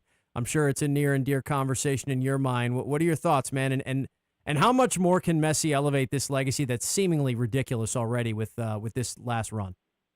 Yeah, to me, it's been Messi, and it always has been Messi. It's hard for me to talk about Pele and Maradona just because I didn't watch them play myself. But, obviously their record and their numbers and, what they won all speaks for itself. But I think if Messi were to win another World Cup title, I think it goes from being at a table with Pele and Maradona to being at a table of his own because he has all the accolades and statistics that you could possibly have. And to have 2 World Cup titles, which would only be matched by Pele, but I just think it puts him to another level. And to do it at his age, quite frankly, is even more incredible. To win them at 35 and 39, I just again, if you've only been following soccer for such a short time, it's probably logical to you that Messi is winning these titles. But just 10 years ago, his international career was in the basement, and he had retired from the national team. So this redemption arc has been incredible. It is good stuff as always, man. Thank you for doing this. Enjoy the rest of the tournament, buddy. We'll catch up again down the road. All right, man. Take it easy. Johnny Meza talking soccer with us here. Of course, disappointing exit for the United States men's national team. But the quarterfinals go on. They start, as a matter of fact, in 45 minutes when France and Mbappe get things rolling in their matchup with Morocco, who is looking to make their second consecutive appearance in the semifinals at a World Cup, which would be quite a feat in its own right. For now, we'll do this. We'll take a break. We will come back and switch gears a little bit. We've got plenty more left to get to. It is a Thursday edition of the LohDown. Hang out with us. This is the LohDown with D-Loh, live on ESPN 103.7 Lafayette and 104.1 Lake Charles, Southwest Louisiana's sports station. How many delicious small sliders can you eat? You can find out by taking part in the Lafayette Small Sliders Eating Contest held during the Lafayette Anniversary Bash on Saturday, July 25th at 4611 Ambassador Caffrey Parkway during the location's Anniversary Bash. There will also be bounce houses, games for the kids, live music, and more. And the eating contest has a cash prize, so you're going to want to sign up. All you have to do, go to ESPN SouthwestLouisiana.com. You'll see it's the first tab on the website right now. Click on the Small Sliders sign-up sheet and get yourself entered for the Small Sliders Eating Contest to be held Saturday, July 25th.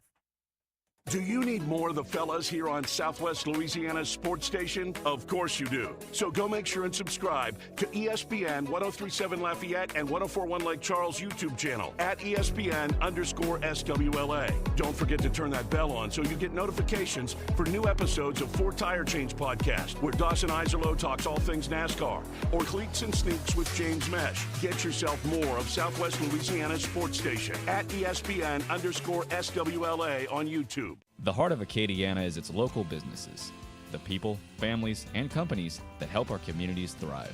Here's a message from a proud certified South Louisiana business. Candyland Cottage is the place to satisfy all your cravings. Find delicious ice creams, fresh fudges, truffles, hot dogs, sausage po' boys, Frito pies, and homemade shakes. Visit us in Scott and Rain for a sweet treat. Plan your next birthday party or field trip at Candyland Cottage. Shop local, support local. Certified South Louisiana.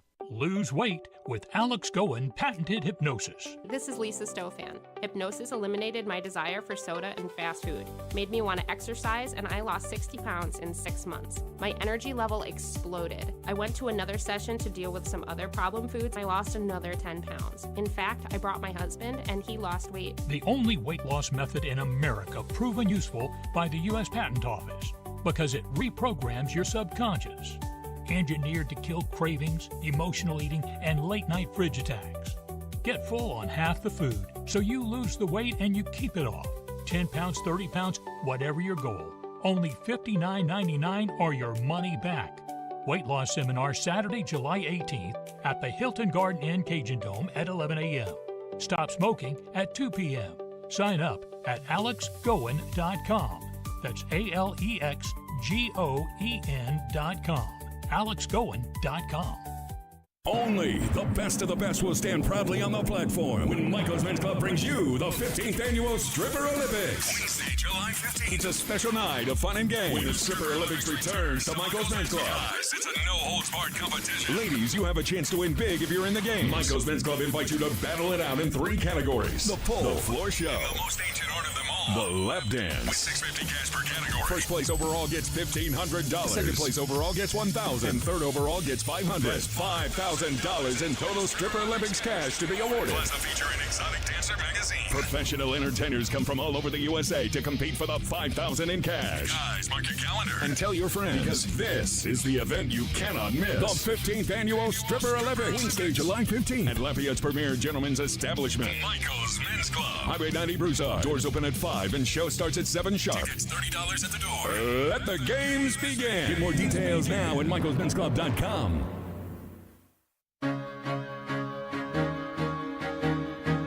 You're listening to ESPN 1037 Lafayette and 1041 Lake Charles. Your home for the best local sports talk in Southwest Louisiana. LohDown continues. We did get some confirmation of a story that we were pretty sure about, but it is official here. LSU and UL are going to play on a men's basketball court for the first time in nearly a decade. It's hard to believe it's been that long, and I was actually talking to Ray about this off the air. I was a freshman at UL when this game took place. Cajuns played LSU in the NIT. I made the trip over to the PMAC. I was in attendance for this game. It was a really entertaining basketball game. Of course, many of you will remember it as the Will Wade, Bob Marlin game. Marlin and Wade had some stuff said in press conferences. Then late in the game, LSU had taken a lead, looked like they were going to hold on, and Wade took the timeout. There was a verbal altercation. Guys were held back, and it was, fairly ugly, obviously. LSU ends up winning this game 84-76. It was close in the first quarter. Cajuns then made a run in the third quarter, and it was pretty much in doubt. This was a Cajuns team that certainly I thought had NCAA tournament, should have went to the tournament, but they lost in the Sun Belt Conference semifinals in Pensacola. That team had Frank Bartley, Marcus Stroman and company. This LSU team had Duop Reith, who actually was their leading scorer in this game. Tremont Waters was on this team. Skylar Mays was on this team. And so it was a very interesting game, the way it all played out. And, it's the last time they played. I think LSU and UL have only played in men's basketball 6 times ever anyway. It should be, in my opinion, an in-state rivalry that gets a little more love, but it doesn't. And there was all the Will Wade, comments about scheduling, things of that nature. Obviously, a lot has changed since then. Wade is now back at LSU, and so it's ironic that despite the fact that he left after that, the school still never played until now. Of course, Bob Marlin is no longer with the Cajuns. Quantas White will be in his second season with the team. The game, by the way, is going to be on December 22nd inside the PMAC in Baton Rouge. I do not have a tip-off time for you. I don't believe that has been set just yet. But, of course, we got a long time between now and December 22nd, more than 5 months, as a matter of fact. You all know the story. Cajuns with Quantas White, tough year in year 1, 11-22. They make a bunch of changes. The roster has a lot of players exit, but some more come in. They are confident and excited that they are going to be a whole lot better this season. For LSU, 15-17 in what ends up being Matt McMahon's final season. They go out and they rehire Will Wade. Everything around the Will Wade saga kind of comes full circle, and now he will begin his second tenure with the Tigers. So those two are going to meet. Look, as I've said before about a lot of these matchups, I understand that sometimes bad blood gets in the way of having them all the time. We've had some of the same conversations about, LSU playing Tulane in sports, UL playing Tulane, McNeese playing other schools, all these other things. But in the end, I do think it's good for the state and it's good for the promotion of the programs when the bigger schools in the state play each other. And these are the 2 biggest schools in the state, enrollment-wise, okay? And so I do think that is all a benefit, and it should be celebrated. And look, is LSU going to be a big favorite in the game? Probably so, yeah. I would imagine they are, even though who knows who's going to be on that roster at this point. Still seems fairly unclear. it is going to be fun to see that one. There's also another game that UL now has on the books officially that's going to be really fascinating, and that is the Sunbelt MAC Challenge. So the women's program for UL is not going to play in the Sunbelt MAC Challenge. Remember, there's 2 more teams in the Sunbelt than there are in the MAC. And I can personally tell you, he's been on the record as saying it. Gary Broadhead has not been a fan of the Sunbelt MAC Challenge, so he has succeeded, or, maybe it just was luck the way it all played out. But the Cajuns are not going to be playing in that event on the women's side. On the men's side, they are, though, and they, ironically enough, potentially have the marquee matchup of the first one. The Cajuns are going to host Akron in the first round of that Sunbelt MAC Challenge. If you'll remember last year, a lot of the attention, most of the attention in the MAC was around Miami of Ohio with the undefeated start, 30-0 and all that stuff, and then they lost 1 game. They were 31-1. They still did get into the tournament. Remember, they won their play-in game, lost their round of 64 matchup. But what also was pretty popular at the time was the idea that, like, hey, who's really good also in the MAC is Akron. And then when Miami, Ohio got upset in the conference tournament, Akron ends up winning that tournament and going to the NCAAs as well, and the MAC got 2 teams in.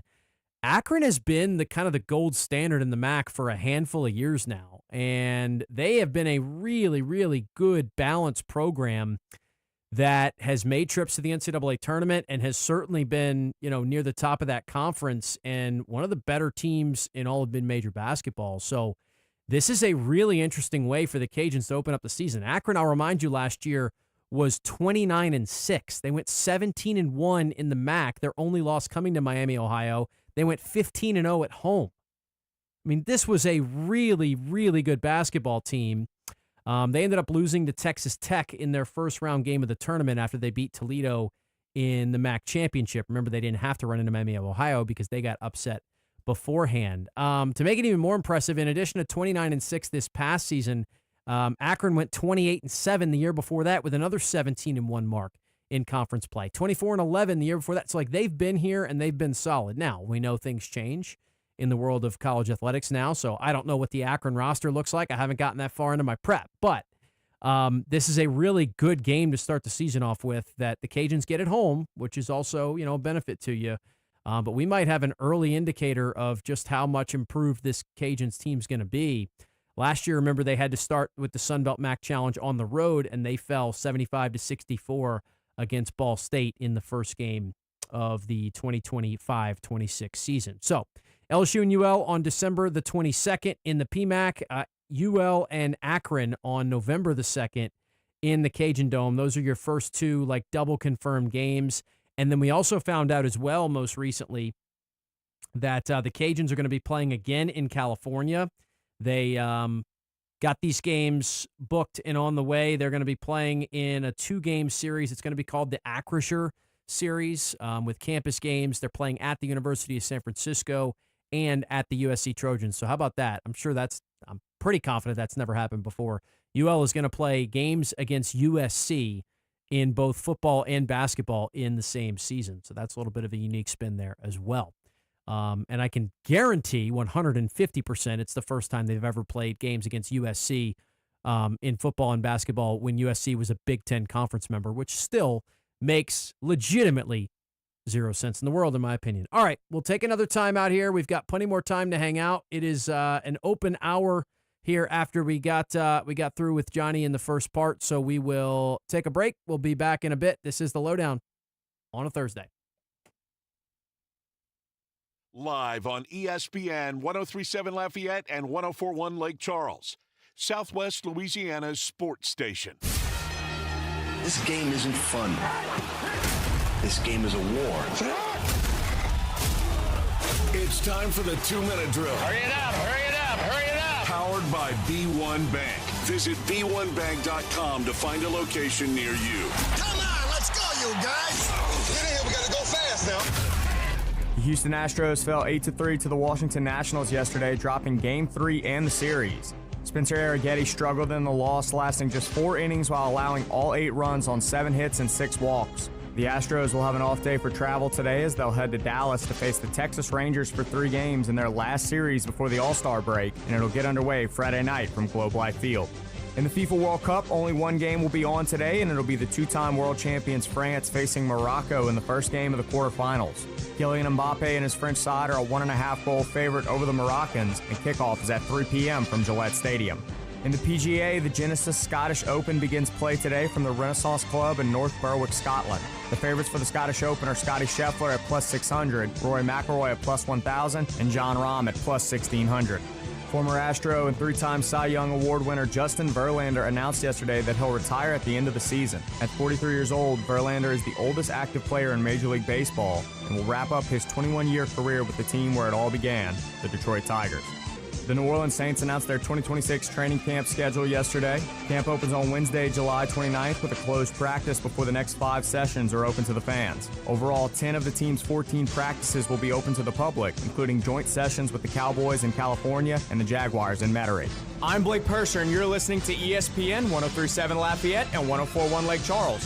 Your home for the LSU Tigers and the Houston Astros. The 2-minute drill has been powered by B1 Bank. Visit b1bank.com to find a location near you. ESPN 103.7 Lafayette and 104.1 Lake Charles is packing its bags and headed to Tampa for SEC Media Days. Tune in starting Monday, July 20th, as RP3 and Mesh and the LohDown with D-Loh will be broadcasting live from Radio Row for ESPN's Live from SEC Media Day coverage, powered by Service Chevrolet Cadillac. Kick off the 2026 season in Tampa with ESPN 103.7 Lafayette and 104.1 Lake Charles, Southwest Louisiana's sports station. When strength matters, go to apfabllp.com. Precision built to last, from heavy-duty aluminum structural welding using TIG, MIG, and stick to custom metal fabrication designed exactly for your project. Need safety inspections, weld analysis, or 24-hour metal repairs? Trust A&P to get the job done. For quality craftsmanship and dependable service, visit apfabllp.com. That's apfabllp.com. A&P Fabrication and Construction. Built strong, built right. Are your pipes giving you problems? Is that leaky faucet driving you crazy? Don't wait for a plumbing disaster. Call the experts at Ace Plumbing, your trusted local plumbers for over 30 years. At Ace Plumbing, we do it all. Clogged drains, water heater repairs, pipe replacements, and more. With decades of experience, we deliver fast, reliable, and affordable solutions for your home or business. Ace Plumbing fixed my burst pipe in no time, and the price was great. They're the only plumbers I trust. From small leaks to big emergencies, Ace Plumbing is just one call away. We're available 24/7 because plumbing problems don't wait. Call Ace Plumbing today at 337-565-2519 or visit us online at aceplumbinginc.com. That's 337-565-2519. Ace Plumbing, your personal plumber. Let us give you a hand. MeTV is America's #1 classic entertainment television network. And here's one of the reasons everybody loves MeTV. Oh, it's a classic. The great comedy lineup on weeknights. This will be fun. Come on. With MASH. Loaded with snappy comebacks. The Andy Griffith Show. I was just funning with Barney. And Everybody Loves Raymond. Now we got a show. Watch MeTV Acadiana on KLWB, over the air on Channel 50.1. Check your local cable listings for the channel in your area. Hi, I'm Nancy Landry. No matter what part of our great state you call home, Louisiana's elections are an important part of who we are. In 2026, closed party primaries will change how some of those elections happen, so you'll want to know what to do. Keeping your registration current ensures you'll get the right party-based ballot. Remember, this change only applies to certain offices. To learn more, visit govote.com or download the GoVote app. Paid for by the Louisiana Secretary of State's office.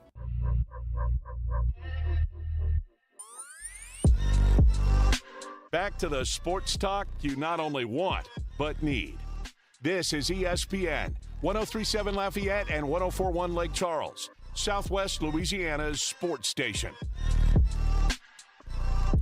Back here on the LohDown, we do have a couple live sporting events going on right now. I guess one of them is actually kind of wrapped up for the day. That is because it's happening not in America, but in Scotland. So, the Genesis Scottish Open on the PGA Tour. It's not one of the biggest events of the year, but it does signal something very important, and that is that the Open Championship is always the week to follow it. So it gets me excited because I love it when golf starts at 3 in the morning because I'm a sicko like that. But also, don't worry, I don't set my alarm for that early. But I like to get up before my day gets going and have something on the TV. It's just a fun tradition of mine. And Wimbledon provides that sometimes, but I haven't really been in on Wimbledon this year. Don't know why. My tennis watching's gone down. I used to have a roommate who loved tennis, and that was clearly the peak of my tennis watching. It's gone down since then. Maybe we'll get back into it at some point. But the first round of the Scottish Open is almost finished, or now is it fully finished? Yeah, it looks like it's done. Jon Rahm had a pretty disastrous day over there. Started the day off really bad, and he at one point was like 6 over par. Looks like he ended up finishing +3, so he did find his way. Yeah, made a few birdies at the end. We've got a pretty fascinating leaderboard at the top, by the way, including a 5-way tie for first that includes Tom Kim, Bernd Wiesberger, a name I'm not super familiar with, Patrick Cantlay, Rory McIlroy, and Rasmus Højgaard, all of guys which we are very familiar with. So Rory had a nice day there early at the Scottish, including making an eagle on hole number 1, which he played at his back 9 today. Also of note, Brooks Koepka is tied for 6th after a nice 4-under round of 66 this morning. So he is in a good spot going into the weekend here. He's also tied with Min-Woo Lee at 4-under, Michael Thorbjornsen, Kurt Kitayama. So some pretty big names near the top. Robert McIntyre, who is, of course, the former McNeese Cowboy, but also a native over there in his homeland from Scotland, playing in his home open. He is 3-under, shot a 67. He's in tied for 13th. Wyndham Clark also at 3-under. Matt Fitzpatrick, Tommy Fleetwood. So, again, a lot of the big names are going to go to this tournament and are going to show up for it because it just gets them acclimated with European golf courses, especially a lot of the Americans, right? So they'll head over there. They'll get, kind of rolling, get used to the conditions, the climate, the link style of golf course, and then it prepares them for the Open Championship. Scotty Scheffler tied for 27th at 2-under alongside Ludwig Oberg. And then have to shout him out, friend of the program. We had our friend Dan Bradbury on, who I went to Florida State with. We've been following the career of Dan Bradbury a little bit. We've had him on the show a couple times. He is from England originally. He had a wild day today. So our guy Dan had multiple double bogeys on the front 9, which he actually played the back 9 first. So on his first 9. Then he made an eagle at the first, back-to-back birdies at 3 and 4, but closed with 2 bogeys in his final 5 holes. All of that to shoot a 71, 1 over par. So our guy Dan is tied for 99th. He's got a little work to do to try and make the cut tomorrow. He's alongside Alex Fitzpatrick, who's also +1, but just had a wild day that included multiple double bogeys, an eagle, and 4 birdies, and yet still sits at 1 over. So I'm rooting for Dan to get himself back inside the cut line. By the way, other notable names, Padraig Harrington sits at +4 in a tie for 145th. And you've got the other Højgaard brother also sitting in red figures with a chance. Siwoo Kim is even par. So the first round complete there at the Genesis Scottish Open. Second round will get going. How about this as well? You want to talk about early tee times?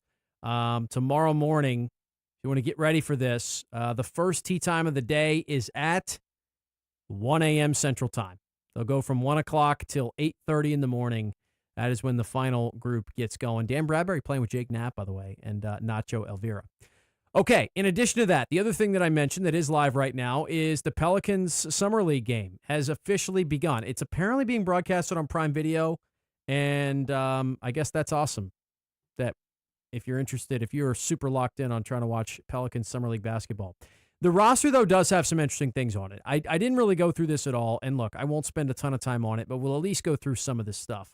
Micah Peavy is in the starting lineup today, as is Marquise Noel, who's a 5'7" guard. Pretty exciting there. Hunter Dickinson's also getting a start. Remember, they played him a good bit, the Kansas big man last year. Honestly, played out of necessity. I don't know if the Pels would love if he's getting big minutes for them this season. On the bench, though, guys that we could see throughout this game, Jaron Pierre Jr., who was the Pelicans' lone draft pick, St. Aug High School in New Orleans, local kid who's getting his shot with the Pels, and Christian Shoemate, former McNeese Cowboy, who is getting a chance with the Pelicans in the Summer League. So Shoemate is on this roster. So there are a handful of notable names, guys that are at least worth finding out. Hey, can you get something? And as always, I don't know if the Summer League's a great time to find players that have a chance to make your roster, but at times it happens. Somebody has a great summer, and that kind of maybe inspires them into getting a 10-day contract or a 2-way or something like that. So the Pelicans are playing the Timberwolves right now. I am not going to give score-by-score updates by the minute, don't worry. But if you're interested at the moment, they're trailing 6-4 with 7 minutes and 21 seconds left in the first quarter. There was a stretch there where it felt like the NBA was kind of trying to push the Summer League. This was a handful of years ago. I remember there was like a lot of push and there was excitement about it. Maybe it's just one of those years where like a big-time rookie shows up and plays in it. But I remember there being this kind of push to make the Summer League a thing for people to care about, and then that kind of fizzled out. And a couple of years later, it felt like the NBA collectively, everybody was like, yeah, I mean, it really doesn't matter. Like, most of your best players aren't playing in it, so what's really the point? And it's become more of like a rookie developmental league since then, I feel like. But anyway, there is that as well. Obviously, we already talked about it a little bit, but France and Morocco are going to play at 3 o'clock. So right once I sign off the airwaves, it really is remarkable that a team like Morocco is not a very big country. They do have a population of, let's see, what is it, about 38 million, I believe? Yeah, a little over 38 million people in Morocco. If you want a comparison point for the USA population, if you haven't gotten your latest census data, the U.S. has 349 people in it. So 38 million in Morocco, 349 people in the U.S., and yet, we're still not as good as they are in soccer. That's okay. We'll get there one day, hopefully. France's population just over 66 million, and that is the matchup today. But they don't decide these matches based on who's got more people in their country. They decide them on the pitch, and France, of course, led by Mbappe at the forward spot. Dembele's had a great World Cup so far. They have looked like the class of this tournament. They are the favorites, but Morocco is used to winning as the underdogs, and they've done so. I mean, even in this tournament already, they had a great round of 16 clean match win over Canada, wiped them out 3-0. They got through the round of 32 over the Netherlands on PKs. They took care of their group with wins over Scotland and Haiti and a draw against Brazil. So here are the Moroccans looking to pull off the upset. I think I'm going to root Morocco. I guess I'm just going to go classic rooting for the underdog here. But I did pick France to win the game. I made a bracket, by the way. I was like, hey, why not? Let's have a little feeling like it's March Madness. We'll make a little bracket here.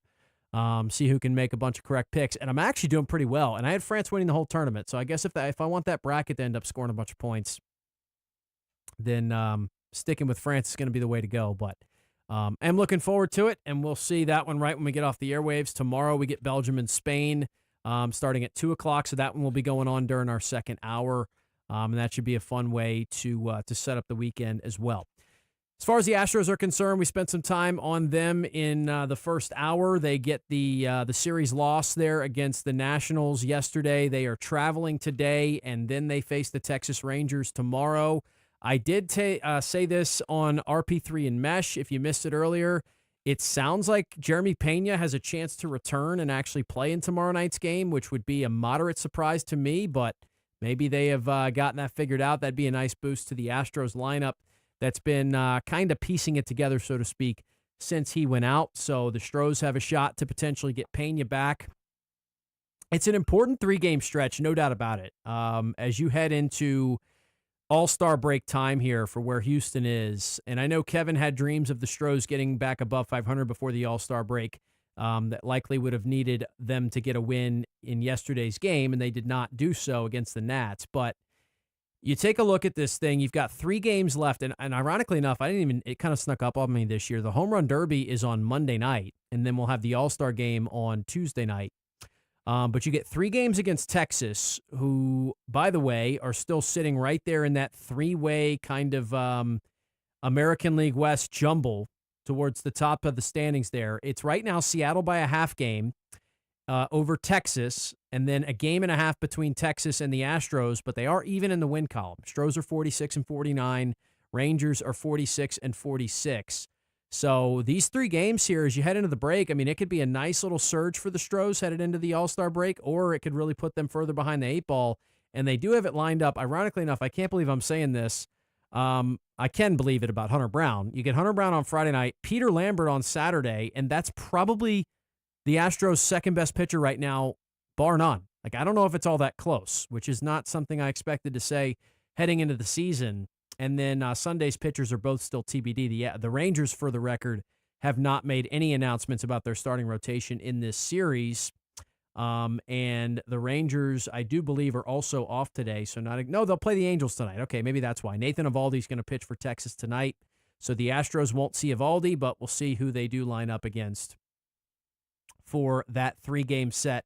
Friday, Saturday, and Sunday, as we mentioned, you'll be able to hear the action. ESPN 103.7 in Lafayette, 104.1 in Lake Charles. Around Major League Baseball right now, Mets beat the Royals 7-3 earlier. RP3's Braves, all right, he was giving me score updates earlier. They were up 6-2 on the Pirates and company, but now all of a sudden that is a 6-5 ball game, so things have turned a little bit. Pirates have gotten back into that one after a rough start from Mitch Keller. That one's in the bottom of the 7th. The Yankees are all over the Rays, 11-4. Cubs are on top the O's, 2-1, and the Guardians on top the Twins, 4-2. Sox red over white. Battle of the Sox in the bottom of the 5th. Our guy Chasen Tavares will rejoin us tomorrow afternoon. Red Sox lead the White Sox 2-0. All right, there you go. Man, a lot more stuff going on in the world of sports than you might think. We gave you a look at all the live action going on around the world right now. We'll take a time out here. When we come back, we will set you up for AFR. We will give some closing thoughts, and got one more thing to get to here on a Thursday edition of the show. We'll do that after the break. It's the LohDown. This is the LohDown with D-Loh, live on ESPN 103.7 Lafayette and 104.1 Lake Charles, Southwest Louisiana's sports station. Celebrate the land of the free and the home of the brave with a benefit bicycle ride. American Legion Post 278 in Leonville is putting on a Ride for America this Saturday. All proceeds are going to Post 278 in Leonville. The event begins with a flag-raising ceremony that's going to take place 8 a.m. at 2887 Louisiana 347. There are different distance routes to choose from, so don't be intimidated. There's also live music, refreshments, and a meal will be provided to all the riders after the race. Entry fee is $40 per rider. If you want more information or you're interested in signing up, you can call or text our friend Patrick at 337-308-0312. Once again, it's the land of the free and the home of the brave with a benefit bicycle ride for American Legion Post 278 in Leonville, and you can call or text Patrick at 337-308-0312. ESPN 103.7 Lafayette and 104.1 Lake Charles is the proud winner of 4 2026 LAB Prestige Awards, including Best Use of Digital Media, Foot's Friday Fury, Best Live On-Site Remote for our Super Bowl Radio Row coverage, Best Promotion for our No Shave November initiative, and Radio Young Professional of the Year for Dawson Iserloh. We're proud of being Southwest Louisiana's sports station and are humbled to be recognized by the Louisiana Association of Broadcasters. Did you know you can get great tasting Clear Springs artesian water delivered to your office or your doorstep at home? Clear Springs is 100% local with their own bottling facility at the world-famous Kentwood Aquifer, no chemicals added. Just pure Kentwood, Louisiana artesian water. Clear Springs Water offers delivery of 5 or 3-gallon water service with a hot and cold temperature water cooler or even single-serve bottles delivered to your home or office. Easy to reach, clearsprings.net, then contact us tab or 337-519-3563. It's 9 a.m. You just received a voicemail from your boss. Hey, Janet. Heads up. We got an important meeting coming up Thursday. The big guys are coming into town, so I need you in charge of lunch, and we've got to look good. Luckily for Janet, she knows a place, and she knows her boss will be impressed. Honey Baked Ham can cater your next event. Delicious and freshly sliced deli trays, box lunches with sandwich, chips, and dessert. Or try our fresh salad boxes, and the perfect touch with a meat and cheese tray. Honey Baked Ham Company. This is your Chiropractic Expert Minute, brought to you by Dr. Quentin Briscoe, chiropractic physician. Hello, I'm Dr. Quentin Briscoe. Veterans, are you struggling with chronic back pain, neck issues, or reduced mobility? You're not alone, and you have options. Chiropractic care is part of your VA health benefits, and at Briscoe Chiropractic, we specialize in non-surgical, drug-free solutions to help manage your pain and improve your well-being. We are proud to work with the VA Community Care Network. Let us help you regain your mobility and enjoy the active life you deserve. In addition to the VA Community Care Network, we are also in network with Blue Cross, Blue Shield, and Aetna. We accept motor vehicle accidents and workman's comp cases. To schedule an appointment with Briscoe Chiropractic, visit drqmb.com or call 337-534-0091. That's drqmb.com or 337-534-0091, because your spine deserves expert care. Your Honor, I would like to introduce exhibit number 1. MeTV is America's #1 classic television network. There can only be one number 1, me. MeTV features over 60 of the greatest classic TV series each week. Go with the winner. Enjoy dramas, comedies, westerns, sci-fi, and more. You just watch me. Watch MeTV Acadiana on KLWB, over the air on channel 50.1. Check your local cable listings for the channel in your area. MeTV is memorable entertainment television.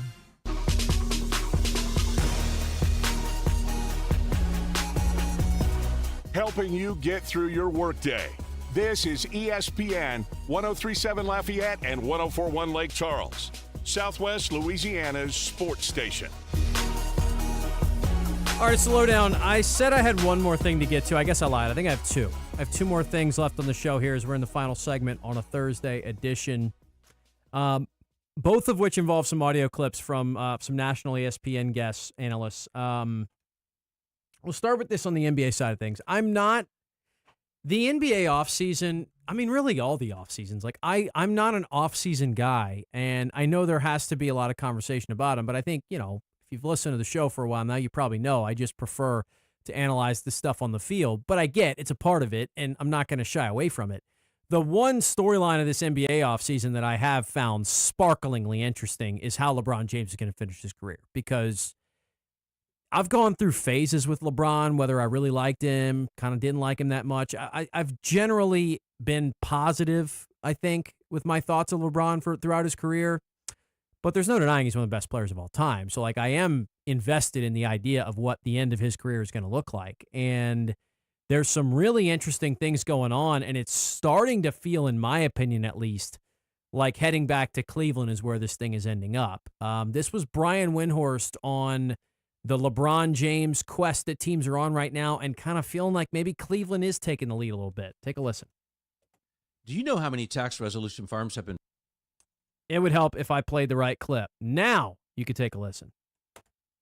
What I suspect that is going to be important to him is that he is going to be able to get through the regular season without having to go to extraordinary measures, without having to play 38 minutes a game, without having to take 25 shots. I think Philly can make a compelling case that they would not tax him too much, and he could save his body for the postseason, and he can build up to the postseason. Philly can make a strong case to do that, but so can Cleveland.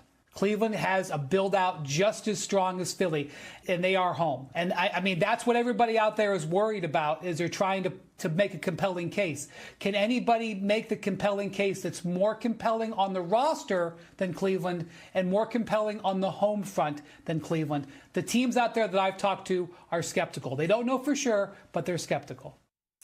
So interesting stuff in my opinion there, but it is starting to feel maybe like a LeBron homecoming in Cleveland, which I think would be a really cool way to wrap this thing up, and look, whether or not you think they'd be legit contenders, that's also a question, but I think it's going to be fascinating to see how it plays out. Okay, I said two things left, right? The other one, in my opinion, that I think is really interesting, it's kind of got me on it's kind of on my mind right now. And I'm recognizing that, as I've said, I am not going to stay on this soccer train forever, although I'd like to get at least a little more involved in keeping track of some MLS stuff and things of that nature.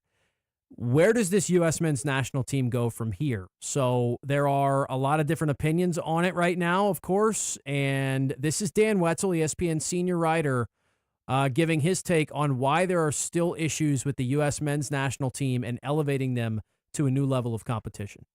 We have good enough athletes on the field. Our athletes look just like their athletes of all these teams competing. It's a micro skill sport. It's not about the NFL combine or how fast you run a 40-yard dash. It's about balance and spatial awareness and decision-making. Lionel Messi's 5'7". It's how you can be 6'4", 230, and you can't outdrive Rory McIlroy, let alone beat him around the green. It's much more of a skill than just pure athleticism. So it's really the training that our young people are getting, particularly from ages 5 to 13 or 14, when there are some academies set up through MLS to develop the best players. And I think that's where we're lacking, both through pay for play and the mentality of what the goal is of youth sports in this country as it's been professionalized and capitalized on across all sports. That point he makes at the end is actually very interesting to me because I've thought about this often. You know, like I grew up in an era where, and I played every sport. I played most of them just at the playground, you know, like in free rec leagues, right? The one sport that I did play at, I guess you could call it a quote unquote higher level than that, was baseball. I played on travel baseball teams, but it was a very different experience from what I understand is going on right now, you know, and like some of those teams that were out there, like they existed. And if you wanted to play baseball all year round, you could. And if you wanted to go to these like, you know, select tournaments where they'd promise you like scouts were going to be there and stuff, which I still thought like, oh yeah, like there's going to be a scout watching my 11-year-old and he's going to get a scholarship offer. Like that stuff's not actually happening. But anyway, like I played those sports at that level. And I have thought a lot about it now. You know, like I don't have kids right now. I do plan to at some point in the future. And so it does feel like, man, everybody's out. It's all about profits and stuff, right? And how much of this are we getting away? And there are some great organizations that exist. And I think, you know, like Little League has clearly tried to put an emphasis on keeping the fun in it and not making it about the adults. It's about the kids at the end of the day. But there are some interesting parallels, and I know the youth soccer circuits, and I had friends who played in those, and those are even, you know, maybe sometimes worse than the baseball stuff that's going on right now. Because I guess the point there is, in theory, soccer is one of the cheapest sports you can play. All you need is a soccer ball. You need one of them for, you know, the entire field to play at least a game. And, you know, yeah, some shin guards, some cleats, and you strap it up and you're ready to roll, right? You don't have to get a bat and a glove and batting gloves, and nowadays, you got sliding oven mitts and everything else that people need to get. This was Herculez Gomez also giving another take on kind of the state of where we're at with U.S. soccer and the youth soccer programs around it. He is an ESPN soccer analyst. He gave his take on kind of where that element of this is going and if there's maybe some carryover effect in it all. I am a product of youth soccer in America as well. I'm also very fortunate that I had a benefactor. I had somebody cutting out a check so I could play because my family couldn't afford it. Youth soccer in America is a multi-billion-dollar business. Major League Soccer has been around for 30 years, but not all 30 of those years have they had MLS academies. They've had them for the better part of a decade. And within those MLS academies, you start at a certain age. You don't start at the grassroots level, the 5 to 12. You got to go in there earlier because in the United States, this is a business. The rest of the world, their clubs, their professional teams are who funds these academies at a grassroots level. That doesn't happen here. In a country of almost 340 million, you have 30 MLS clubs. You need more. Interesting thoughts. And look, I do think it's going to be, you know, and I guess for lack of a better phrase, I just used the phrase interesting, but it's going to be fascinating to see how it plays out. And given, does anything change? Because here's the other thing too about it, whether my level of engagement in it has varied, and it certainly has. I remember these same conversations happening after 2022 in Qatar. I remember these same conversations happening when the U.S. failed to qualify for the World Cup in 2018. I was high school age at the time, but I even remember these same conversations happening after 2014 and what Brazil or whatever it was. Like, I do remember people bringing this same stuff up, and obviously it feels like not a lot of it has changed. Maybe the MLS has progressed a little bit, and, you know, they did have Messi playing there, and even if we thought maybe he's past his prime, well, obviously his international career has had a golden era despite the fact that he's been in his mid to late 30s. So I don't know how all that plays out, but I am interested in it. And I think there's a lot of stuff that's going on in youth sports right now from what I've watched. And again, I'm not like in it. I don't have children yet to be like all the way in it and understanding how good or bad it is. And I know, look, regionally, certain areas of the country, I'm sure it's better and worse and all those things, but it is kind of discouraging, and ironically enough, you get this at all levels of sports right now. What's the common theme? We're talking about college athletics, and everything's a money grab right now, you know, and part of that's for good reason because, hey, we're paying the players, but part of it just feels like it's corporate greed, and we're signing Monster Energy to be a sponsor of the Big 12 and stuff, right? Well, that stuff's has been happening in youth sports, and it doesn't get as much national exposure because, you know, we don't talk about youth soccer and youth baseball that much on shows like this, but think about it. It went away from, hey, we just want a way for the kids to have somewhere to play and be involved to like, hey, if your kid wants to play this at any sort of competitive level, here's all the different tiers you got to be paying for, and you got to get them in this camp and this league, and they got to be playing here and there and traveling and buying all this new equipment and stuff. It's like, whoa, wait, are we losing the plot here? And who's benefiting from that? Are the kids benefiting from it, or are the companies that are making money off of this the ones that are benefiting from it? And I think more often than not, that's probably the answer, is the companies that are making money off of it are going to be the ones benefiting from it. It's not like the kids are getting that much better of an experience. They're just being sold this story that they're missing out if they don't do it. So anyway, did not expect to end the show there, but I had that thought and I had that audio clip, and I wanted to share that with you before we signed off today. That'll do it for us here on a Thursday edition of the show. We'll be back tomorrow, same place, same time. I'll be with RP3 one last time this week on RP3 and Mesh. I'll be with him again next Monday. So for now, AFR, and obviously the France game gets going. We'll be back tomorrow. Tune in then. Do you know how many tax resolution firms have been forced to close because they were taking advantage of people or have gone out of business? It happens all